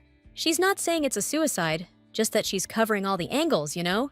Since she's itching to look for leads, the Duke suggested checking out Ariel's room. Maybe going in there will spark something, he said, holding out his arm like, shall we? After a beat, she agreed. Going into the room where she died might wrap this up faster. As they walked down the hall, Selena noticed the vibe was way nicer in this wing. The Duke explained his mom used to live in the West Wing, so it's got her touch all over it.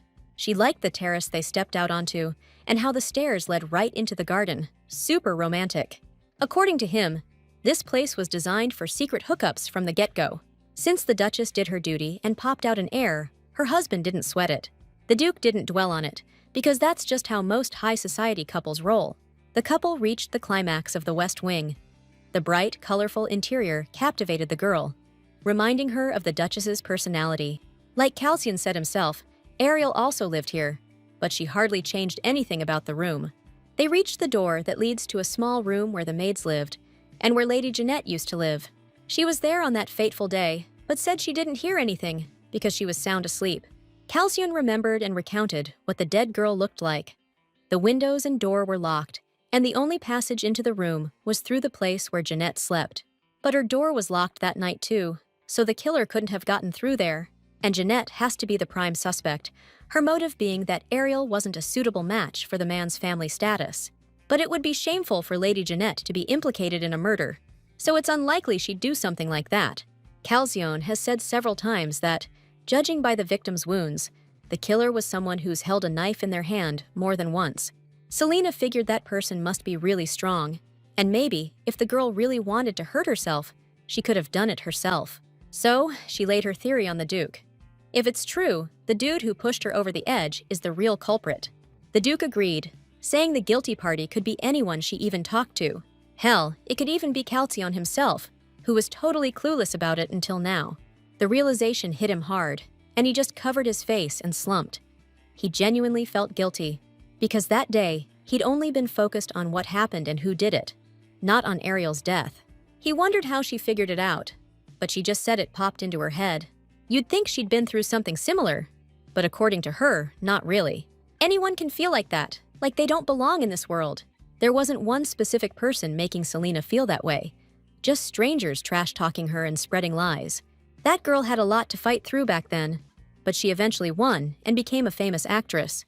Calcione listened intently to Selena.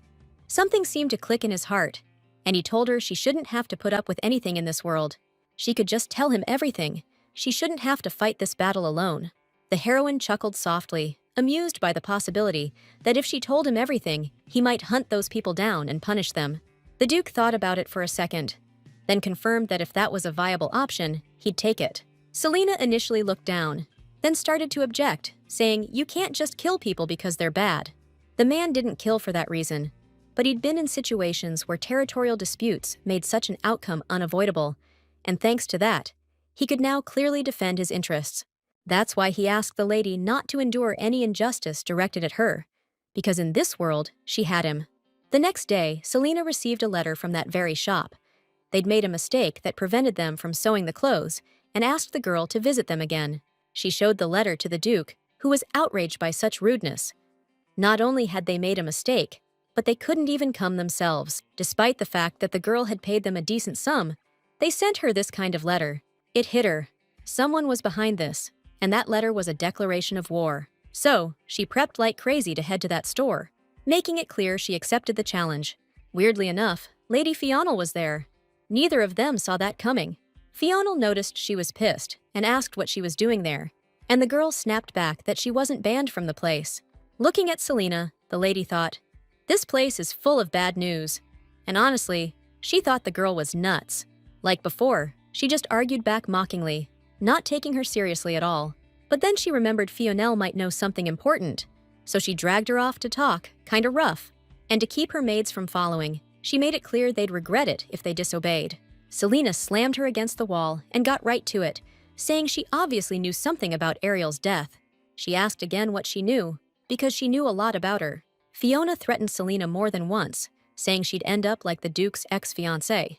Saul even heard she suddenly killed herself. So, I asked if she knew why the girl would do that, because Fiona was giving off some seriously threatening vibes. But it didn't make Fiona crack. She just went into defense mode, screaming that she didn't know anything. This time, Selena let her go, but thought to herself that she'd need to pressure Fiona later to get everything she knows. After getting to a safe distance, Fiona called out to Selena, claiming she was being real with her, unlike the other woman. But the heroine didn't care, because that didn't change the fact that the Duke belongs to her. Fiona, after that sore subject was brought up, indignantly accused the girl of being awful. She didn't want any connection between them. She told her rival that she's actually a good person. Honestly, Selena kind of agreed with her in her head. Fiona is pretty nice, but she acts like this because she knows how messed up the nobles are. That was a little warning sign for Selena. There are people way worse than Fiona. Gathering her thoughts, she and Juna finally went into the shop. The manager was already there, apologizing for calling the girl in so suddenly and thanking her for coming. Selena could see the girl in front of her was shaking for some reason. Something was definitely off. Suddenly, some customer piped up, saying you can't just put that kind of pressure on store employees like that. The manager explained they couldn't come to her place in person because they were short-staffed and apologized again. But the girl had fun shopping yesterday, so she didn't mind stopping by again at all.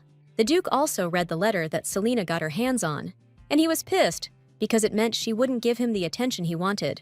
A murmur went through the room, clearly showing the surrounding people's disapproval of the girl. The girl herself looked like she couldn't hear any of the chatter. Her eyes were locked on one person only.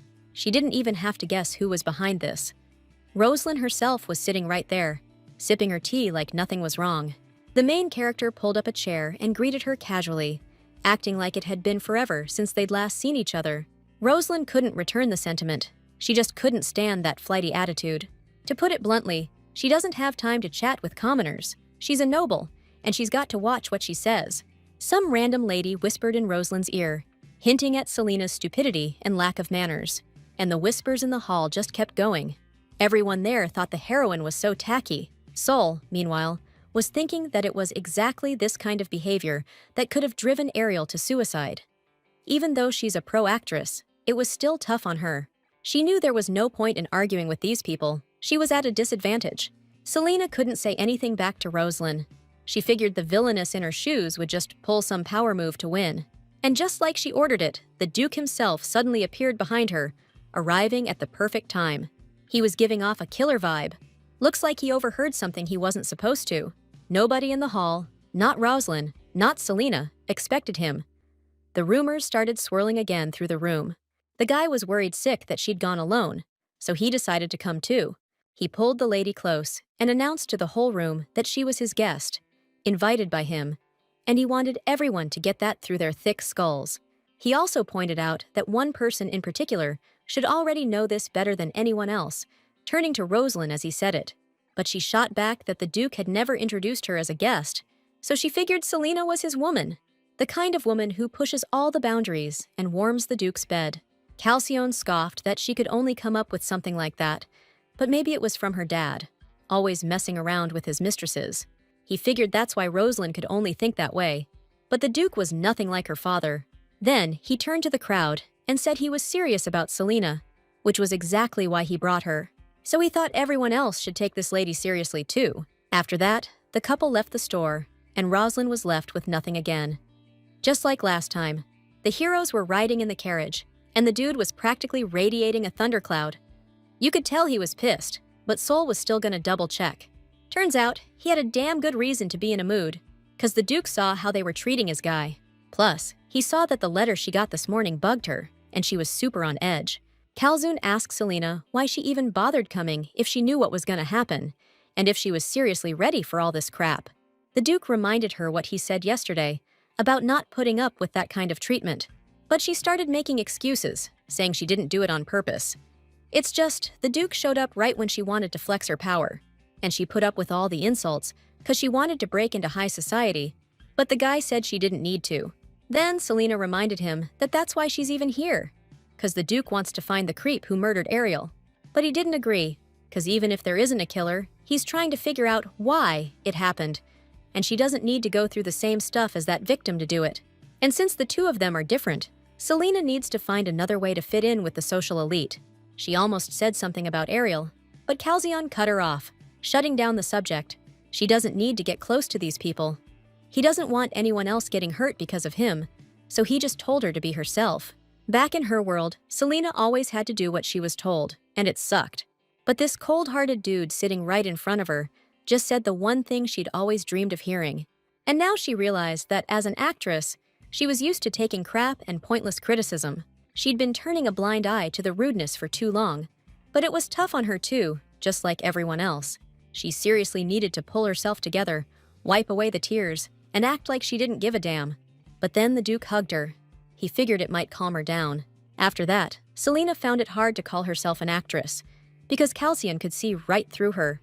He reminded her that he practiced martial arts, so seeing through people was just a normal thing for him. After that pep talk, the girl felt a whole lot better, thinking the Duke was on fire today and nailed it. Now no one's gonna doubt how real he is with Selena, so we can stop sweating his act. He was super convincing in that moment, so much so that even the actress believed his words were real. But Calcion said those words were true, which totally shocked her. It was hard to believe he'd even get married just because of the deal. Selena didn't know this guy felt that way about her. But the thing is, they're from different worlds, and she still has to go back. She can't just ditch everything she had there, even though it's nice to hear those words. And she was about to say something about a wedding, but they cut her off. As soon as the Duke heard that word, he froze up, because he had no clue what she was talking about. Then they both went silent. But the girl kept talking and explained that usually when people are serious, they mean marriage. The guy's cheeks went red after he realized that he'd just told everyone he was thinking about marrying Selena. So basically, he confessed his feelings to the girl, but she rushed to calm him down, saying his acting skills had gotten better. He basically did everything right, crushed it even, but he just can't shake this feeling of shame. The heroine jumped right in, wanting to know what the hell he meant by serious relationship. They've been through too much together. She can't just be some nobody to the Duke. No matter how this killer hunt shakes out, he's got Saul's back and will make sure she's safe. The heroine was touched by that speech. You could tell he put a lot of thought into it, so she thanked him for caring. But what really got him going was the idea of her fencing skills. The Duke's eyes lit up just thinking about it. Calcione said she's got real talent, and he could teach her a ton more. But she was shutting it down. She doesn't want training to become his new obsession, because she already feels like she can't put the damn sword down. Then, the heroine suggested they go shopping together, just to get the rumors flying that they're a thing. She decided to start with Kranga. She was dying to hit up that pastry shop that Juna always goes to. When Selena showed up at the place with the Duke, suddenly they had the best seats in the house. Totally expected, though. The difference in treatment was huge, plus Juna wasn't around. She flagged down the waiter. Not a big sweet tooth herself, but she asked him to bring them something popular. The guy was super eager to take the order. He asked for a few minutes and promised to bring her something she'd like. And to keep them from just sitting there, they brought out some snacks. He said they were sweet, but not too sweet. You can see why this place is so popular. She was stoked and ready to dig in, but the Duke stopped her, asking to try it first, just in case someone tried to poison the food. Calciona was prepped for stuff like this since he was a kid, so his system can handle most poisons. Talk about a rough childhood. But she agreed anyway, and the brave hero closed his eyes and took the first bite. After a little bit of serious chewing, the Duke's eyes snapped wide open. He looked like he'd been poisoned, but all he said was that it was super sweet. He could get the wrong impression with a face like that, but he just told her not to eat it. She agreed, then shoved a forkful of a new treat in his mouth to try. And it was also crazy sweet. Selena didn't want any surprises, so the Duke tasted everything, but it all ended up being disgustingly sweet. She was bummed she couldn't eat anything, and they'd have to leave. But then the waiter showed up with their order. They made a special unsweetened cake for them, and asked them to try it right away. She loved how it looked. She forked off a piece and held it to Calcione's mouth to feed him, and everyone else just watched in stunned silence. After savoring the whole flavor of that dessert, he decided it was the best thing he'd ever tasted. So she decided to try it too, and the cake was actually unsweet and had a delicate flavor. She looked up at him, not understanding why he was staring at her like that. eyes wide and cheeks almost red. Then she looked at the fork and remembered she'd fed the Duke with it, which explained his behavior. The heroes were already at the mansion, where Selena tried on her new look. The designers were practically crying over how gorgeous she was, and she was waiting to hear what Calcione thought. She wanted to know if she could totally crush all the socialites at the royal reception. The heroes saw the designers off as they got ready to head back and wished them a safe trip. For the first time in ages, Sul was in a good mood after shopping. It's nice when no one's trying to screw you over. The girl liked some of the jewelry, but she was even more interested in the shop's beautiful design. When Calcione offered to buy something, Selena showed him the huge pile of stuff they'd already gotten. But that's not what he meant. He offered to buy the store itself. He really did have a ton of cash, since he had to cover the Duke's expenses. Now the girl understood why people looked at her like that when they heard the Duke's name. But either way, she couldn't run the store because she didn't even exist here. But it turns out, the Duke had drawn up a document confirming her identity the moment Selena entered the castle. As long as she's here, she can buy any building and just put the Lenbird name on it. So, Selena's officially living in this mansion now, even though she wasn't planning on sticking around in this world for long.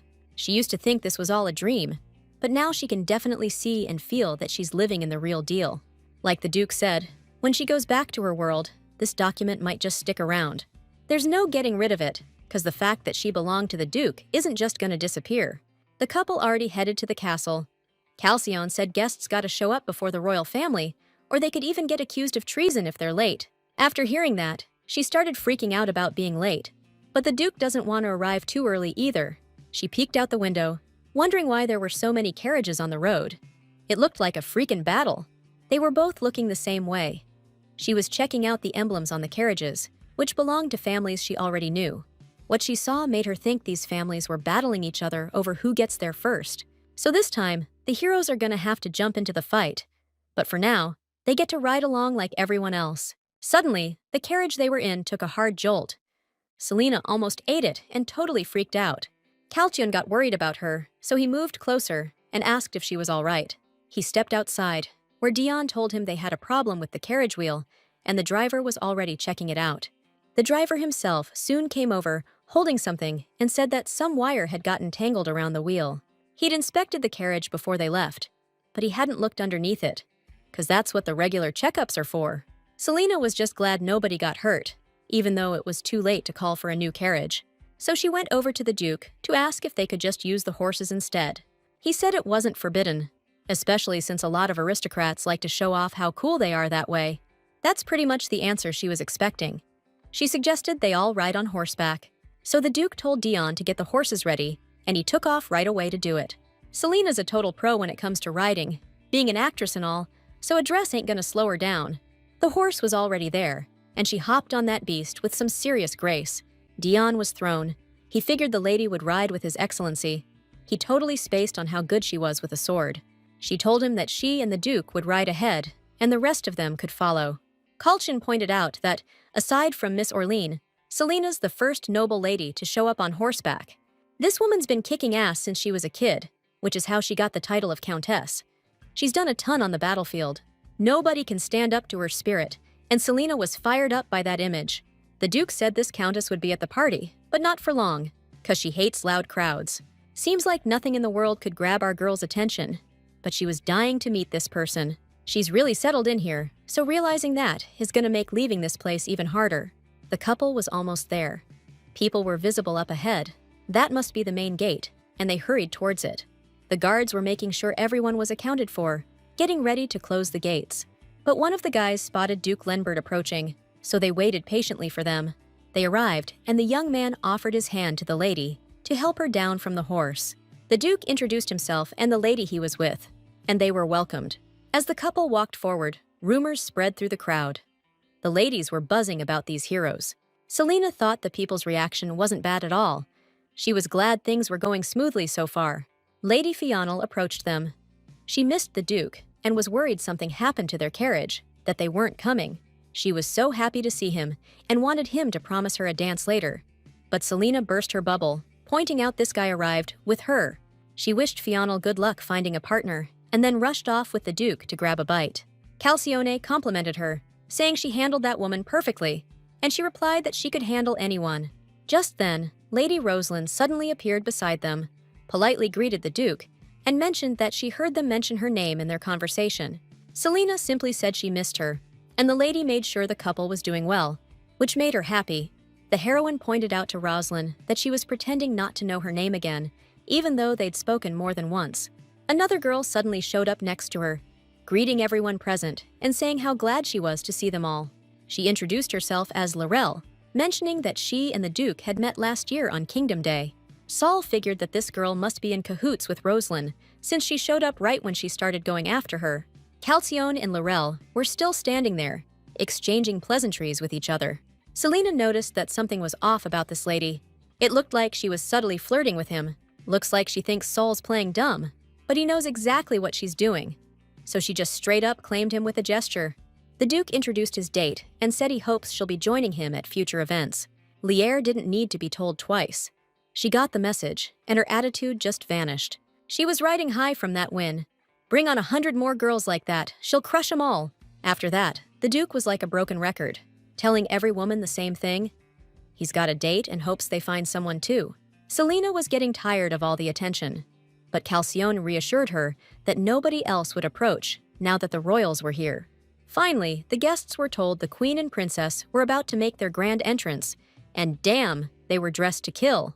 But not all the royals showed. The Duke mentioned that the king's mind is going, so these events are too much for him. Now she understands why the queen's rushing to find her daughter a husband, before the king hands the throne to some random. Lysaine and the queen are basically running the country, splitting all the responsibilities between them. The crown prince ain't getting the throne, not with all the enemies his attitudes made him. She wondered if the Duke was anything like him, but he said they were totally different. Lassen wasn't just hot-headed, he was straight up cruel. Selena figured maybe that's why the princess was disliked too, and there was a chance she could take the throne after the prince. Layson and the queen don't exactly get along, so he usually avoids being seen with her. Calcione told her that after the royal family's dance, the banquet itself would start, so the whole thing was winding down. The queen grabbed everyone's attention and announced the dance, but she wasn't feeling well, so the princess would dance instead. And since none of the royal men are here tonight, they need a guy to do the honors of leading the princess in the dance. You don't need to be a genius to see the queen's hinting at Calcione right now, so Selena decided to move fast, grabbed him by the hand and bolted. They had to disappear before the queen called him out. They ducked behind some corner. The Duke couldn't have weaseled out of that dance, and if he had, people would have gotten the wrong idea. She could hear the music, so they probably weren't looking for him, but just found someone else to dance with. All this time, Calcione was trying to get Selena's attention, but she couldn't hear him because she was standing way too close to that guy. She apologized and tried to back away, but her foot slipped, making her press even harder against him.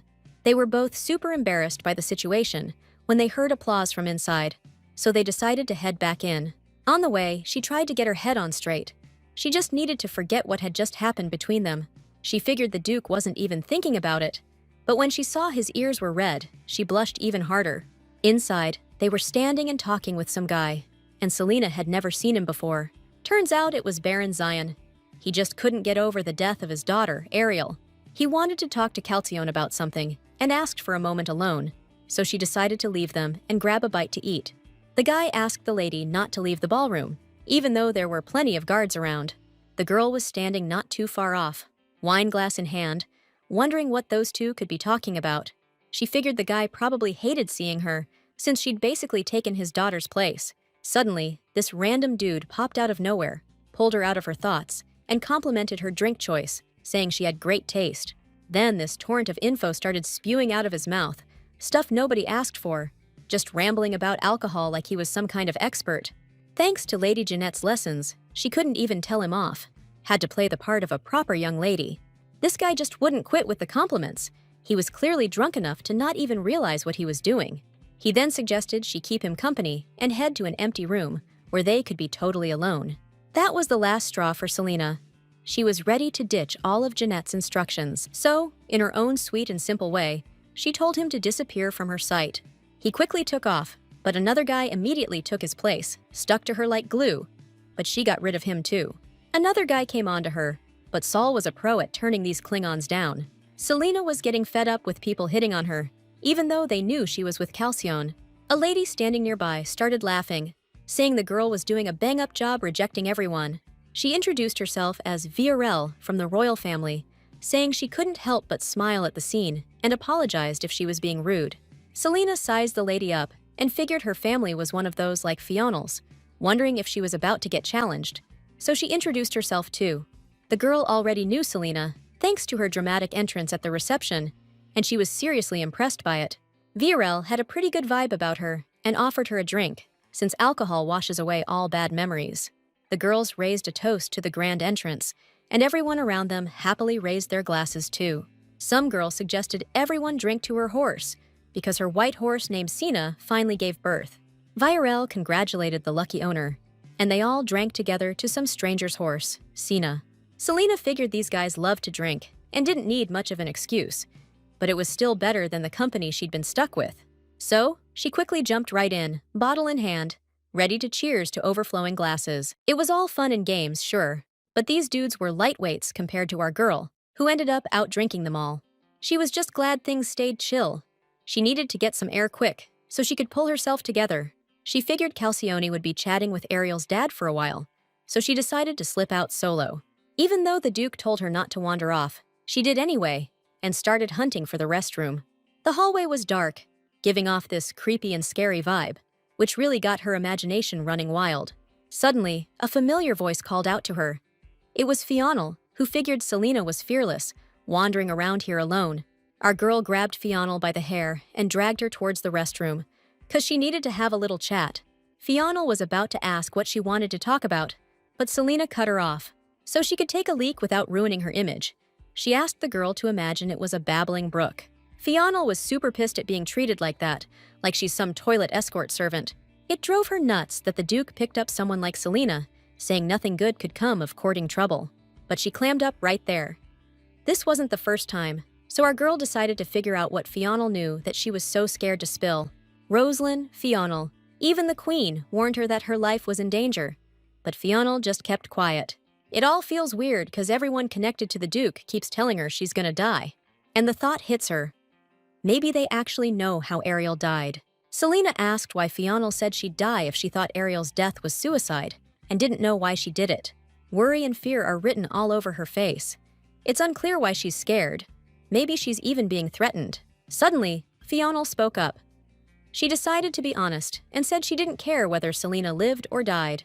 Truth is, she's just worried about the Duke's reputation. But Selena said he can handle himself. That's why Fionel can't stand Selena, because she doesn't love the Duke like Fionel does, and she's scared this girl's greed will get her killed. They already talked about Ariel dying because of greed, but it meant something a bit different, maybe a marriage of convenience. Fional couldn't stand talking to Selena for long. She was getting on her nerves, so she just told her to watch out for men. After that, she didn't want to talk anymore, and just stormed out of the room. That advice made her wonder if timid, quiet Ariel had a man, and she remembered Juna saying the ex-fiancé had a lover. So, Ariel got engaged to Calcione and found another guy in the capital, which the first one didn't care about, because that's how most noble couples live. A lover wouldn't be grounds for breaking off the marriage, so something worse must have happened, something that made Mrs. Janet snap and kill the girl. She's not dumb enough to commit such an obvious murder, so she could have been working with the killer, or just stood by and watched the girl kill herself. Selena decided that in that case, she should keep a closer eye on the men, and now she knows which way to go with the investigation. The heroine was already late getting back to the party, but when she stepped into the hallway, she realized she was totally lost. She blamed it all on Fional, who knew she wouldn't find her way back and ditched her first. But our girl wasn't about to freak out. I mean, she'd survived an attack, or at least that's what she thought, until a strange voice scared the crap out of her. It was a gorgeous guy, asking if she was okay, and in her head, she was already raving about how unbelievably hot he was. She told him she got lost coming back from the restroom, and the person she was with just bailed on her. The dude figured she was new to the palace, and that everyone gets turned around here at first. He offered to escort her back, which she was grateful for, figuring he probably worked there, not just attending the party. The guy chuckled. Yeah, you could say that. But he was already late for his job today. He said he'd definitely swing by the reception later. He just had to take care of some duties first. They reached her destination, and she invited him to come in, but he had something he needed to finish. But he promised he'd be back before the main event. After the breakup, the heroine started thinking about how refined, handsome, and likable that guy actually was. Right then, the Duke swooped in, wanting to know where his date had wandered off to, saying it's dangerous to be alone. He was worried because he saw her drag Fional off somewhere, and then Fional came back solo. He thought she and Selena were supposed to go together. She thought that was crazy, but dropped it, and told him she ran into a guy in the hallway. She got cut off by the announcement that the Crown Prince was about to appear, even though he's still a no-show. The Duke asked again who Sol met in the hallway, and she pointed the dude out. Calcione followed the direction of her hand with his eyes, and it was pointed right at the prince. Meanwhile, the prince was giving his speech, saying they'd soon be the most powerful kingdom in history, and they'd crush anyone who stood in their way. The prince was talking like he was already king. He raised his glass, urging everyone to drink to the kingdom of Eklund, and everyone happily raised theirs. Seeing that performance, Selena realized this was serious, and the prince had major backing. The Duke pressed her, making sure she actually bumped into the crown prince in the hallway. She confirmed it, saying he was super nice. Calcione didn't buy the whole nice guy act, because the crown prince is a completely different dude. He framed a servant for murder, then iced him. The heroine thought that no matter how terrible this guy's personality was, you couldn't deny the fact that he was gorgeous, like a Prince Charming.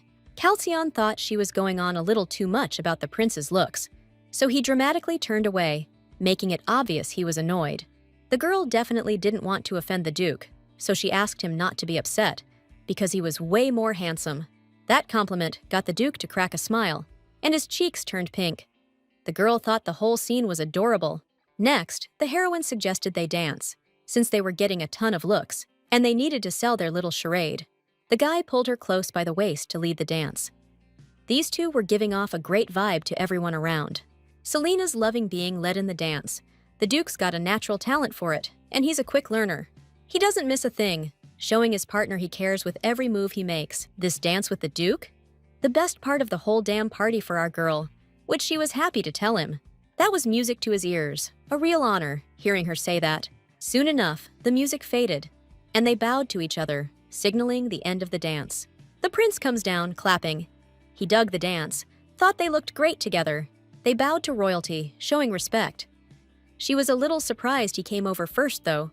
She introduced herself, reminding him they bumped into each other in the hallway earlier. She mentioned it was her first time at the palace, and was about to say more, but the prince cut her off, saying he knew who she was, calling her a Lenbird mountain bird. He took her hand in his, saying he'd heard rumors about a mountain bird so beautiful she even charmed the Duke himself. She didn't know what to say. This was the first she'd heard any of this. Even back in that hallway, he couldn't shake the thought of how cute she was. Since she had no idea who he was back then, he suggested they pretend it never happened. Dude was way nicer than Sol thought he'd be. After that, the prince turned to the Duke, saying coming to the reception was a big step for him, seeing as how no monsters attacked his castle or anything, and no avalanche fell on it. The crown prince asked why the Duke was being so quiet, considering they hadn't seen each other in ages. The Duke reminded him he's not much of a talker. His Highness knew that about him, so as punishment for the silence, he demanded Selena give him a dance. Calcione couldn't argue or say no, so he bowed, showing his agreement, if you could even call it that. Lassen asked the lady for a dance, and she accepted the invitation with honor, because now she'd be known as the woman who danced with the crown prince. He took her hand and pulled her close, wrapping an arm around her waist. And just like that, they started dancing in front of everyone. The Duke himself was watching the dance, the same Duke who the prince said was itching to draw his sword. Lassen doesn't want to drag Selena into his beef with the Duke, but he thinks that guy's all wrong for her peaceful life. He agrees that the Duke himself is chill, but you can't say the same about the people he hangs around with. Selena becoming Calcione's partner really stirred things up, you know? To spin this in her favor, she pointed out that there's way more hype around the Prince Charming than the Duke. Then, he mentioned she was looking at him differently in the hallway, but it changed once she knew he was the crown prince. Her quick thinking made her uneasy, so she dodged it, saying Lassen always looks amazing in her eyes. The flattery worked on him, saying she sings a prettier tune than he thought, and it's a shame she's with the Duke. But he calmed himself down, saying it's not time to get upset yet, since they aren't married. So, he straight up asked her if he could still hope to catch her eye. She appreciated the sentiment, but didn't know what to say, so he suggested she just admit she's into him. Guess when Calcione said the prince was ruthless, He meant dropping surprise confessions after just meeting someone. Layson admitted he's impatient, but if he waits, she'll end up marrying the Duke. She noticed he was acting different back in the hallway, maybe because he found out who she was with. Or maybe he suspects them, but her looks are totally making up for the Duke suddenly having a new partner. Looks like the prince knows Calzion pretty well. He's not easily fooled, 'cause he suddenly wants to know where a beautiful girl like her came from, since he's never seen her before. She was amused that he'd heard rumors about her, but didn't know who she was. And he said he only found out her name today. She didn't believe the prime suspect knew nothing about her. And he's putting on this innocent act to boot. Selena said she was just a commoner, new to events like this, and he pointed out how talented she was, with her great manners and dancing skills. Sol couldn't call the prince a cruel guy yet. He just seems cute and charming. Maybe he's testing her somehow. It's hard to tell. Too bad for the guy. The music stopped, and he has to take Selena back to her partner. He told the Duke he was a lucky man to have such a beautiful and talented lady. Calzion didn't say anything, and the young guy figured his buddy hadn't noticed her qualities the whole time he'd been with her. After that little spat, he turned to Selena and thanked her for the lovely time. He said he hoped they could meet again, and kissed her hand goodbye. The guy left the couple, leaving the girl flustered. She was already wanting to head back, with so much to tell the Duke. Soon, the two were riding in the carriage. She was tired. The social scene was tough, and she wanted to wrap up the investigation ASAP. She told her partner that while he was chatting with Baron Zion, she managed to squeeze some intel out of Fionel. First off, she asked if the Duke knew that girl was head over heels for him, even though it was obvious, since she'd straight up admitted it. Then she asked if he thought Fionel was being genuine with him, and his face suddenly showed uncertainty. Truth was, he just hadn't thought about it, because he didn't really care. Fionel's feelings for Calzion are so strong that she's not embarrassed to visit a guy whose fiancé just died. Sadly for her, her efforts were useless, so she decided to change her strategy. The heroine found that hilarious. After she stopped laughing, the girl pulled herself together and figured that since Fionel genuinely loves the Duke, she wouldn't want to hurt him in any way, so she couldn't have been involved in the crime. She also mentioned that Fionel warned her to be careful around men. Selena thinks a man is responsible for Ariel's death, but the Duke had no idea who it could be. Then the girl suggested they think about what Lady Jeanette and Juna said. Threats and gossip, but the Duke was hearing about them for the first time. Since those words came from people who didn't like Ariel, Selena only half trusts them, so she needs someone who was friends with the girl. Sol suddenly got curious about what the Duke talked about with Zion at the reception, and the answer came quickly. They talked about money.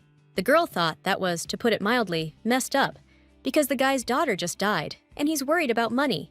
Calzion explained that there were all kinds of bad rumors going around about Baron Zion's family, and he was trying to convince him it wasn't true.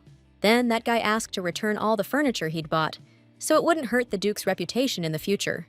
Calzion said the Baron's coming tomorrow. The heroine was ticked off by Zion's lack of grief and figured that everyone here is just plain weird. So, out of nowhere, the guy remembers someone they both know and tells the girl to be careful around the crown prince. Selena didn't really get what she was overthinking about the prince, especially since they'd already agreed the Duke was way hotter. But since the crown prince is mixed up in a murder, she needs to get closer to him. Calzion's face changed, like he was jealous or something. This acting, even when they were alone, kinda cracked her up. Honestly, what surprised the heroine was how nice the prince was being to her. She could almost believe that's just how he always is. The Duke's reaction made it seem like he thought the prince had lost it. But if he's acting different, then it's something to think about. Maybe he's just like that with all women, or just Selena. Or is it because she showed up with the Duke? And if he is really involved in the murder, then she's gotta be extra careful, because this guy's got serious power. The heroine thought she spotted Junu in the window, which was weird, because she shouldn't be at the festival with all the work back at the mansion. If she showed up anyway, that's suspicious. She lied on purpose, and she's clearly got something up her sleeve. Of course, Selena suggested we tail her, because she had a hunch we'd get something out of it. Before long, the crew was disguised as festival goers, and the girl was super pleased with her work.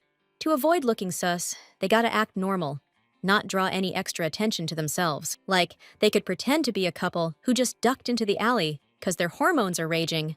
Selena totally took the lead and planted a kiss on the guy's cheek, which straight up shocked him. This girl was killing it with her acting, pretending she was never ever gonna let go of her lover. And Calzion, for his part, was barely holding it together. just telling himself to focus, 'cause they're on a mission. The dude Juna went to see was pissed about the couple's behavior. Like, there are other people around. But Juna wanted to get down to business fast, 'cause they were both short on time. Turns out her contact was a girl who told her about some tea party at the Hayes place and said invites would go out later. The whole time, Selena was eavesdropping hard. And then the girl asked Juna what she thought of the new mistress. June hates Selena. She's like Ariel, clueless about everything, and always wants to do things her way. The maid thinks this lady has no weaknesses and suspects she's seduced a bunch of guys in her time. Saul suddenly jerked toward the other woman, pissed that the maid dared to talk about her like that. But Calcium stopped her just in time, told her to chill, and then pulled her hood over her head. The redhead said Duke Lenbard's been bewitched by the new lady, but June said Mrs. Jayette's not gonna stand for it. June also told her friend that, thanks to Selena's meddling, the butler and a maid got canned recently. The redhead didn't know the Duke's partner at all, but already figured she's even more depraved than Ariel. And the fact that she's only got eyes for the Duke right now is temporary, 'cause it was the same with his ex-fiancé. Selena thought about what they said. Probably those girls meant that if she's with Calcium now, she's definitely gonna have guy problems in the future. Then they agreed on a place for their next meetup. They'll see each other at the cosmetics store when the tea party starts. Once the girls were gone, Calcium ordered his guys on the rooftops to keep tabs on them. Now the heroes just gotta sit tight. And Selena, for her part, promised to get Juna to open up somehow. And since their secret missions wrapped up, the Duke decided they could head on home. But she wasn't having it. She wanted to stick around for the festival, since it's in full swing right now. He finally caved, then said that flower crown they bought really suited Selena. She was super flattered and slapped the same crown on his head. 'Cause she thinks flowers look good on him too? She was loving all this beauty and couldn't wait to stroll through the festival. They still needed to buy more flowers after all. Sometime later, the couple got back to the mansion. Sol was stoked, and the Duke even agreed to hit up the festival again sometime. The mansion staff were floored that their master even went, and just to mess with them, the girl planted a kiss on him right in front of everyone. She said it was a thank you and headed for the bath, while the Duke just froze up. Totally expected reaction. Selena was already chilling in the tub with her maid, spilling all the tea about tonight's shindig. Plus, she dropped a bomb about something crazy that happened. She actually met the crown prince. Juna was blown away by that news and was dying to know what Selena thought of his looks. I mean, she'd only seen him from a distance, you know? So, she already knew the prince was a hottie, especially since Ariel, who also met him, wouldn't shut up about it. Ever since that meeting, Ariel's been different, totally smitten, couldn't even catch some Z's. That's why the maid told Selena to watch herself, so the same thing doesn't happen to her. But then she did a total 180, saying it didn't mean Selena should cut things off with the prince, you know? But Selena was quick to shut that down, saying she's only got eyes for the Duke. And Juna's even jealous of how rock-solid their relationship is. Selena, with this dreamy smile, started gushing about the Duke, how he's secretly a sweetheart, even though he acts all serious in front of everyone else.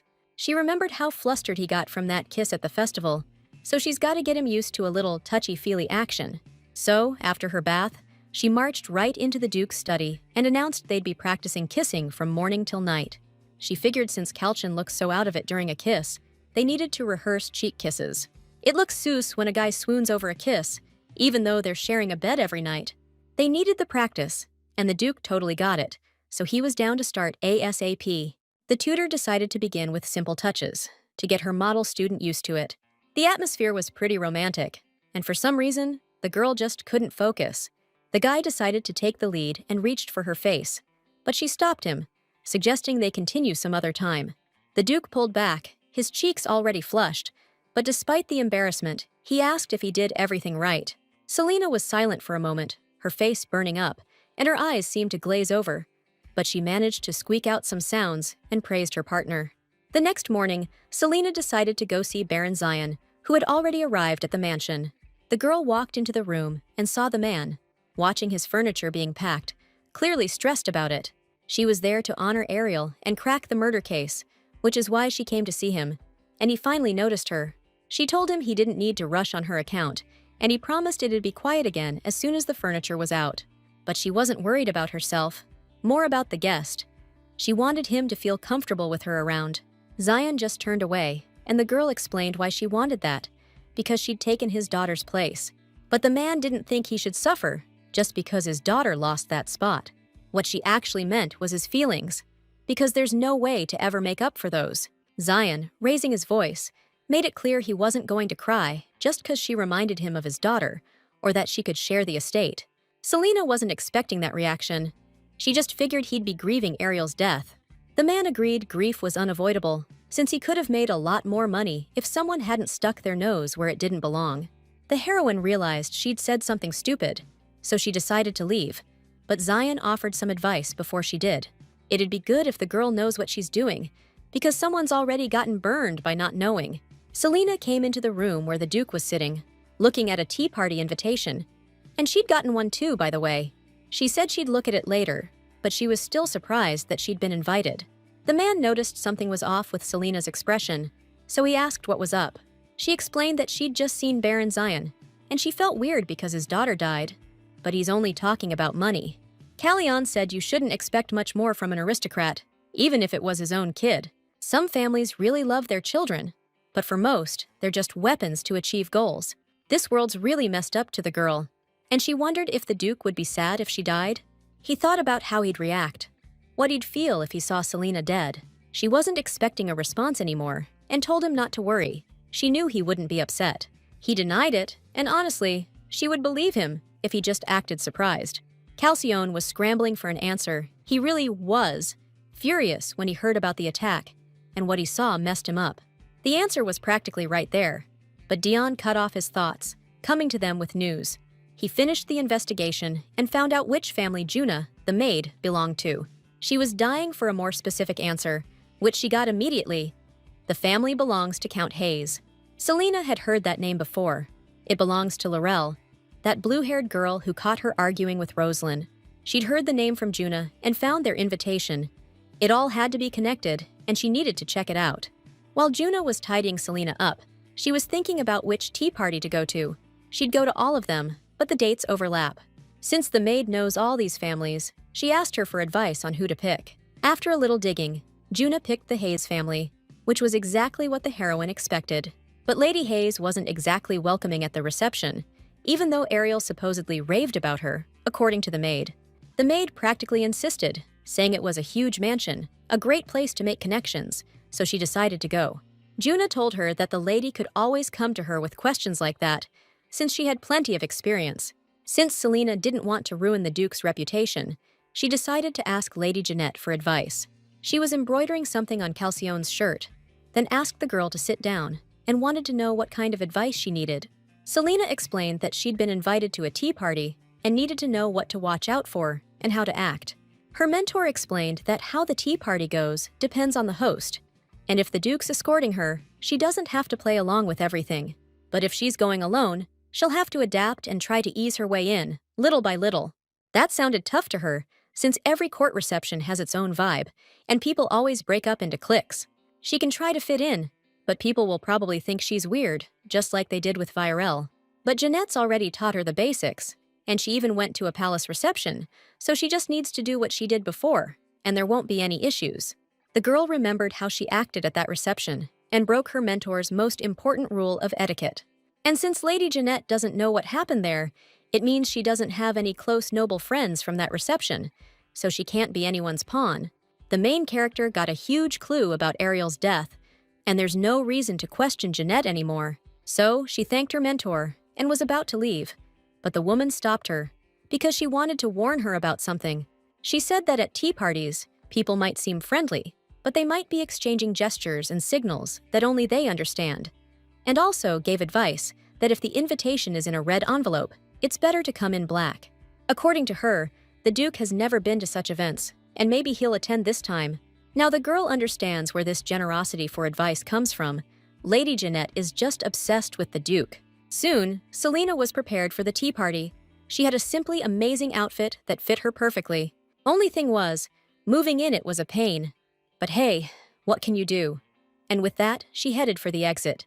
The Duke was ready to roll too, rocking a white look just like his partner. They went all out last time, so this time she figured she'd dial it back a bit. Suddenly, she stopped and looked at him, asking if he really needed that cape. After getting the answer she wanted, she asked to borrow it to show off, and he just draped it over her shoulders. She thanked him, saying it'd be her secret weapon. Gotta be ready for anything, right? And Calcion told Selena not to push herself too hard today, which she thought was sweet. She told him not to cry or miss her too much, and he just told her to cut the jokes and get going already, but she knows he digs her jokes. She called his name to get his attention and gave him a soft peck on the cheek. Told him that was a goodbye kiss, and he'd get another one before bed. She hopped in her carriage, promised she'd be back soon, and took off safe and sound. And he was left standing there, blushing like crazy. Maybe it was good practice for him, but still, totally unexpected. This is the first time our girl's visiting a place without Calcion, so she's a little stressed, but she'll do whatever it takes to get back to her world ASAP. The Duke was a little worried about her, since this is the first time she's gone this far without him. But hey, at least she's got half his escort with her. But he was still sweating it, wondering if the carriage would even return. Then the servant standing nearby told him they could head to the training grounds. Selena arrived at her destination, but she didn't expect all the good spots to be taken. Guess she should have gotten here earlier. She walked over to the table where Laurel and Rosalind were sitting and thanked the lady for the invite. If the invitation had actually said what time to meet, she would have been here ages ago, so she apologized for being late. Rosalind said that Selena was actually nice to look at today, because Laurel was worried she only had white clothes in her closet. The Duke picked out her outfit today. The girl's got way too many of them, because her man buys her one every chance he gets. He usually makes her dress up just for him, but he made an exception today. When Calcion saw her in that dress, he said she looked unbelievable and threw a cloak over her so she wouldn't attract too much attention. Selena apologizes if she's too flashy, but Laurel reassured her, saying everyone gets it. Since Sol said hello, she decided to take a seat and walked over to a table where two girls she didn't know were sitting. The second she mentioned the Duke, everyone who'd been making fun of her shut their traps. It really pissed her off, but she put on a casual, friendly face anyway and greeted everyone there. The heroine looked up. The place is gorgeous. It's just a shame all people do here is insult each other. After a while, Selena was getting pretty bored. She'd already confirmed that Laurel was connected to Rosalind, so she might as well just leave since there was nothing else to do. Suddenly, Miss Laurel asked for everyone's attention to announce that she and Rosalind needed to step away to discuss something important. Nobody objected to them taking a short break, and the guests told them to hurry back. Once the girls cleared out, the vibe got super awkward real fast. But Selena was expecting it, almost found it funny. Out of nowhere, one of the girls at her table started talking to her, like she wanted to ask something but wasn't sure if she should. Finally, she asked if Selena's dress was La Mer, but Selena didn't give a straight answer, since she's got so many outfits. The girl said the designer's name is engraved on the inside of the sleeve or the ribbon, and asked if she could take a look. After Selena said okay, the girl checked, and yeah, the dress was definitely La Mer, super gorgeous and expensive. The girl pointed out that Selena's ribbon was tied wrong, and it clicked for her why Juna was acting weird all morning.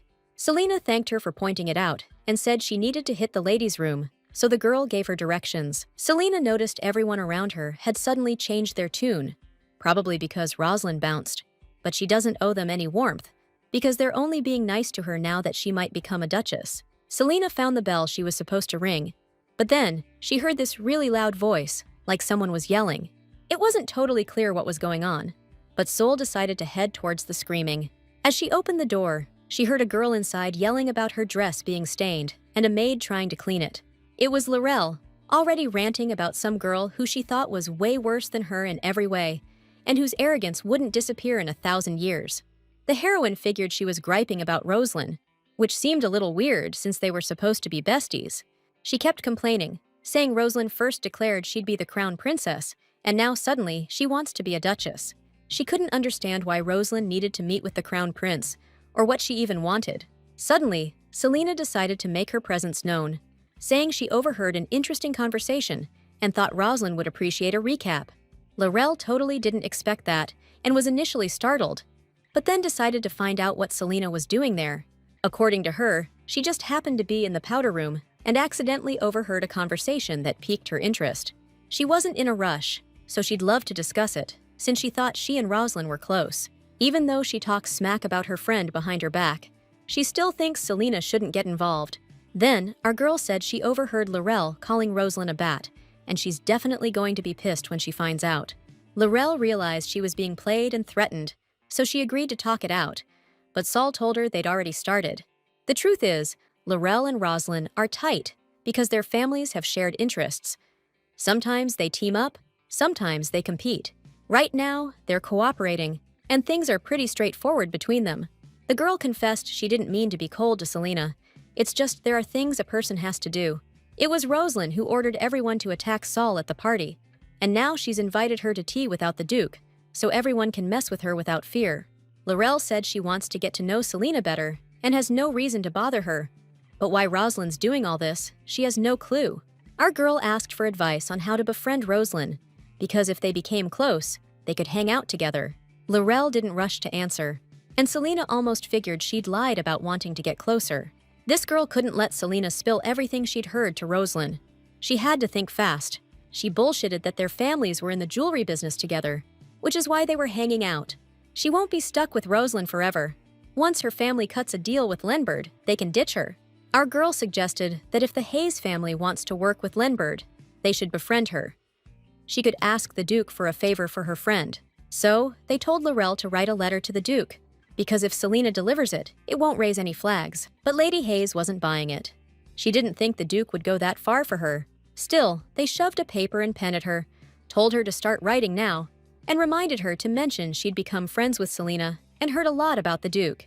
So, she started writing, thinking that if she could get the Duke on her side, Rosalind would be screwed. She folded the letter in half, freaking out that this could blow up in her face. She couldn't let the Duke get his hands on it. The second that thought crossed her mind, someone grabbed her wrist and snatched the letter away. Selena thanked them and promised to take care of it, saying it would be a testament to their friendship. The heroine was pleased with her work. Thanks to that letter, Laurel automatically becomes her slave. Now she needed to find Rosalind and the Crown Prince. She didn't have to search long. As soon as she spotted them, the girl hid behind a tree and started watching. The prince had his hands on the lady's shoulders, telling her that she'd shown him a vulnerable side, which she apologized for. Selena figured there was something between these two, since the guy was also talking about feelings. He even mentioned something about her good behavior, and the girl's blushing cheeks definitely suggested something was up. They hugged. Selena didn't know what to say, but concluded it wasn't just a fling, and Rosalind was totally into him. The lady had been waited on for a long time, so she needed to get back, and they said their goodbyes. Then the prince turned to Selena, wondering how much longer Duke Lenberg's little bird would be hiding. The heroine didn't quite understand how she'd been spotted from that distance, but greeted him anyway. So Lacine says he and Rosalind go way back, childhood friends, and he sees her like a little sister. Selena pointed out how close they are, and the prince agreed, saying they always have each other's backs. But something feels off to her. She remembers Rosalind almost becoming crown princess, but she didn't seem into him at all. Layson just popped in to see Rosalind real quick. He wasn't expecting to run into Selena. He called it fate, this crazy coincidence. Too many coincidences to ignore. But she thinks it's not fate, just one person desperately wanting to see another. He doubled down, saying she should just be happy and agree with him. But she reminded him she's the Duke's woman. And as far as she knows, the prince isn't a fan of the Duke, earning Selena a compliment from Lacine for being so sharp. The guy admitted he knows he shouldn't get close to her, but when he sees her, his heart tells him something different. She was totally stunned and didn't know what to say. It hit her that the prince might actually be into her. A few seconds later, she tried to get through to him that this was so wrong. But Lacine didn't see anything wrong with wanting to get closer. I mean, she's gorgeous and hot. The girl told him he needed to chill out a bit, since she was seeing the Duke. But the prince wasn't asking for much. Even though he got the impression that the Duke was so obsessed, she wasn't allowed to even look at another guy. Besides, she wasn't married to him, and he hadn't made any promises about their future anyway. Suddenly, someone hugged the girl from behind, pulling her closer. It was Calcion, and he announced that he'd be making his promise soon. Just an hour ago, when he escorted her, he mentally counted all the nights he'd spent with her, and the number should have reassured anyone. Then a servant came up to him and reminded him they had to head to the training grounds, and the man reminded himself one last time that Selena was safe. But even at practice, he couldn't stop worrying and was putting way too much force into it. Dion tried to calm him down, saying it was just a practice fight, but the Duke was still lost in his own head. His buddy told him to give it another shot, but not so hard. But all the Duke could think about was Selena, who was in danger right now. He rushed off the training grounds, saying something must have happened to Selena, since stuff always goes down out of nowhere. Dion didn't get what could possibly happen at Lilel's tea party, and that's when the Duke started thinking. But then his head filled with messed up scenarios, which made him act fast. And as weird as it all seemed, Calcione's gut feeling was right, 'cause he showed up with Selena just in the nick of time. The guy told the prince he was being careful with Selena, but if it bothered her, he was willing to make a promise. He apologized for interrupting their talk, but he's just super protective of the people he cares about. The prince already knew that, but he still thinks it's unfair, because that girl isn't his property, which means she's free to talk to Lysane and has every right to follow her heart. Calcione knew all that, but he refused to let go of the girl, simply because he didn't want to. After their little spat, the prince warned the duke to be careful, 'cause if he pushes too hard, the little bird might just fly away. But if that happens, Lysane's got a cage big enough to let her spread her wings, which Calcione just thanked him for, not even bothering to hide his annoyance. Then, the prince said he'd had enough chit-chat for one day, and asked if he could say goodbye to the lady, but he got shot down. The dude wasn't too bummed, but he apologized to Selena for being rude by not saying goodbye. But he promised to pick up their conversation next time they met. Selena barely managed to agree, 'cause he squeezed her even tighter, which the prince found kinda funny. The crown prince was gone, and the girl reminded the duke that he could let her go now. She asked why he showed up so suddenly, and he just said he was passing through. The girl complimented his acting, saying she'd need to dig deeper to figure out the prince's game. But the duke showed up at the worst possible time. The guy clearly didn't like that remark, and even suggested that the girl was thinking about switching sides to the prince. She figured her partner had just gone dumb, 'cause she's got no reason to switch sides, seeing as the duke's the only one who can send her back to her own world. The guy spaced out for a second, totally forgot about their deal, and she already ripped him a new one for it. She said she was fine, and Calcione didn't need to come, 'cause the prince probably wouldn't hurt her anyway. He's had tons of chances to ice her, and he hasn't, so there's gotta be a reason he's getting close to her. Or maybe he's not faking being in love, and he's been serious the whole time? The duke's jaw just hit the floor at that thought. But if that's true, then he and the prince could have a duel to the death, and then Calcione would have a legit reason to kill him. Selena confirmed Rosalind's got Laurel under control, and something's going on between her and the prince, but the duke said that guy definitely doesn't care about her. And since that dude doesn't love anyone but himself, the duke told Selena not to buy his BS, and not to think he's in love with her, 'cause there's no way. The heroine was convinced Calcione hated the crown prince, considering how he flipped out whenever he was mentioned. Next, she decided to head over to the royal family for tea, and the duke asked if he could escort her. Thing is, she was invited alone, but now they're all sitting at the table, and this dude still hasn't left. The girls thought those two looked cute together, but Virel still wasn't expecting to see the duke here too. Selena explained he was just checking in on the tea party vibe, and he'd be leaving soon. To get his support and a yes, she pinched his leg where nobody could see, but the guy didn't even flinch, just stayed put. Still, Virel was happy they came. She'd been looking forward to seeing them again since last time. People started gathering around the heroine. They'd never seen anyone drink so much. Everyone was in awe of her talent. A lot of them wanted to chat with her longer, and Selena was glad there was at least one place she was welcome. To them, she was basically Dionysus himself, and she was stoked she'd made such a good impression. So she rallied everyone to get the party started and raised the first glass to their health. She ordered everyone to drink up, warning she was watching. But suddenly, someone snatched her glass right out of her hand. It was Calcione. Without a shred of guilt, he just grabbed her drink and chugged it while everyone else stood there, kinda stunned. He explained his actions by saying they had a ton of enemies, and there was a high chance of poisoning, especially at the first tea party. That's why he warned her he'd be drinking for her, since he was immune to poisons. Selena was about to tell him he shouldn't have done that, but the crowd behind her squealed, totally charmed by the romance. The girls said they understood perfectly and would drink with him, and then they all chanted that they should drink to the duke's boundless love. The heroine was totally okay with this. All these people were so good-natured and treated her like a person, not just the duke's mistress. Some time passed, and Virel was already pretty drunk. She figured the duke must be bored out of his mind, judging by how well he was keeping up with the drinks. The guy confirmed her guess, and even though she said he shouldn't have come to a gathering like this, it still meant the world to them that he joined in. Then she concluded that this dude was super worried about Lady Selena and asked him to confirm her suspicions. And he did, saying he wouldn't leave her alone where there were men and booze, which Virel found adorable.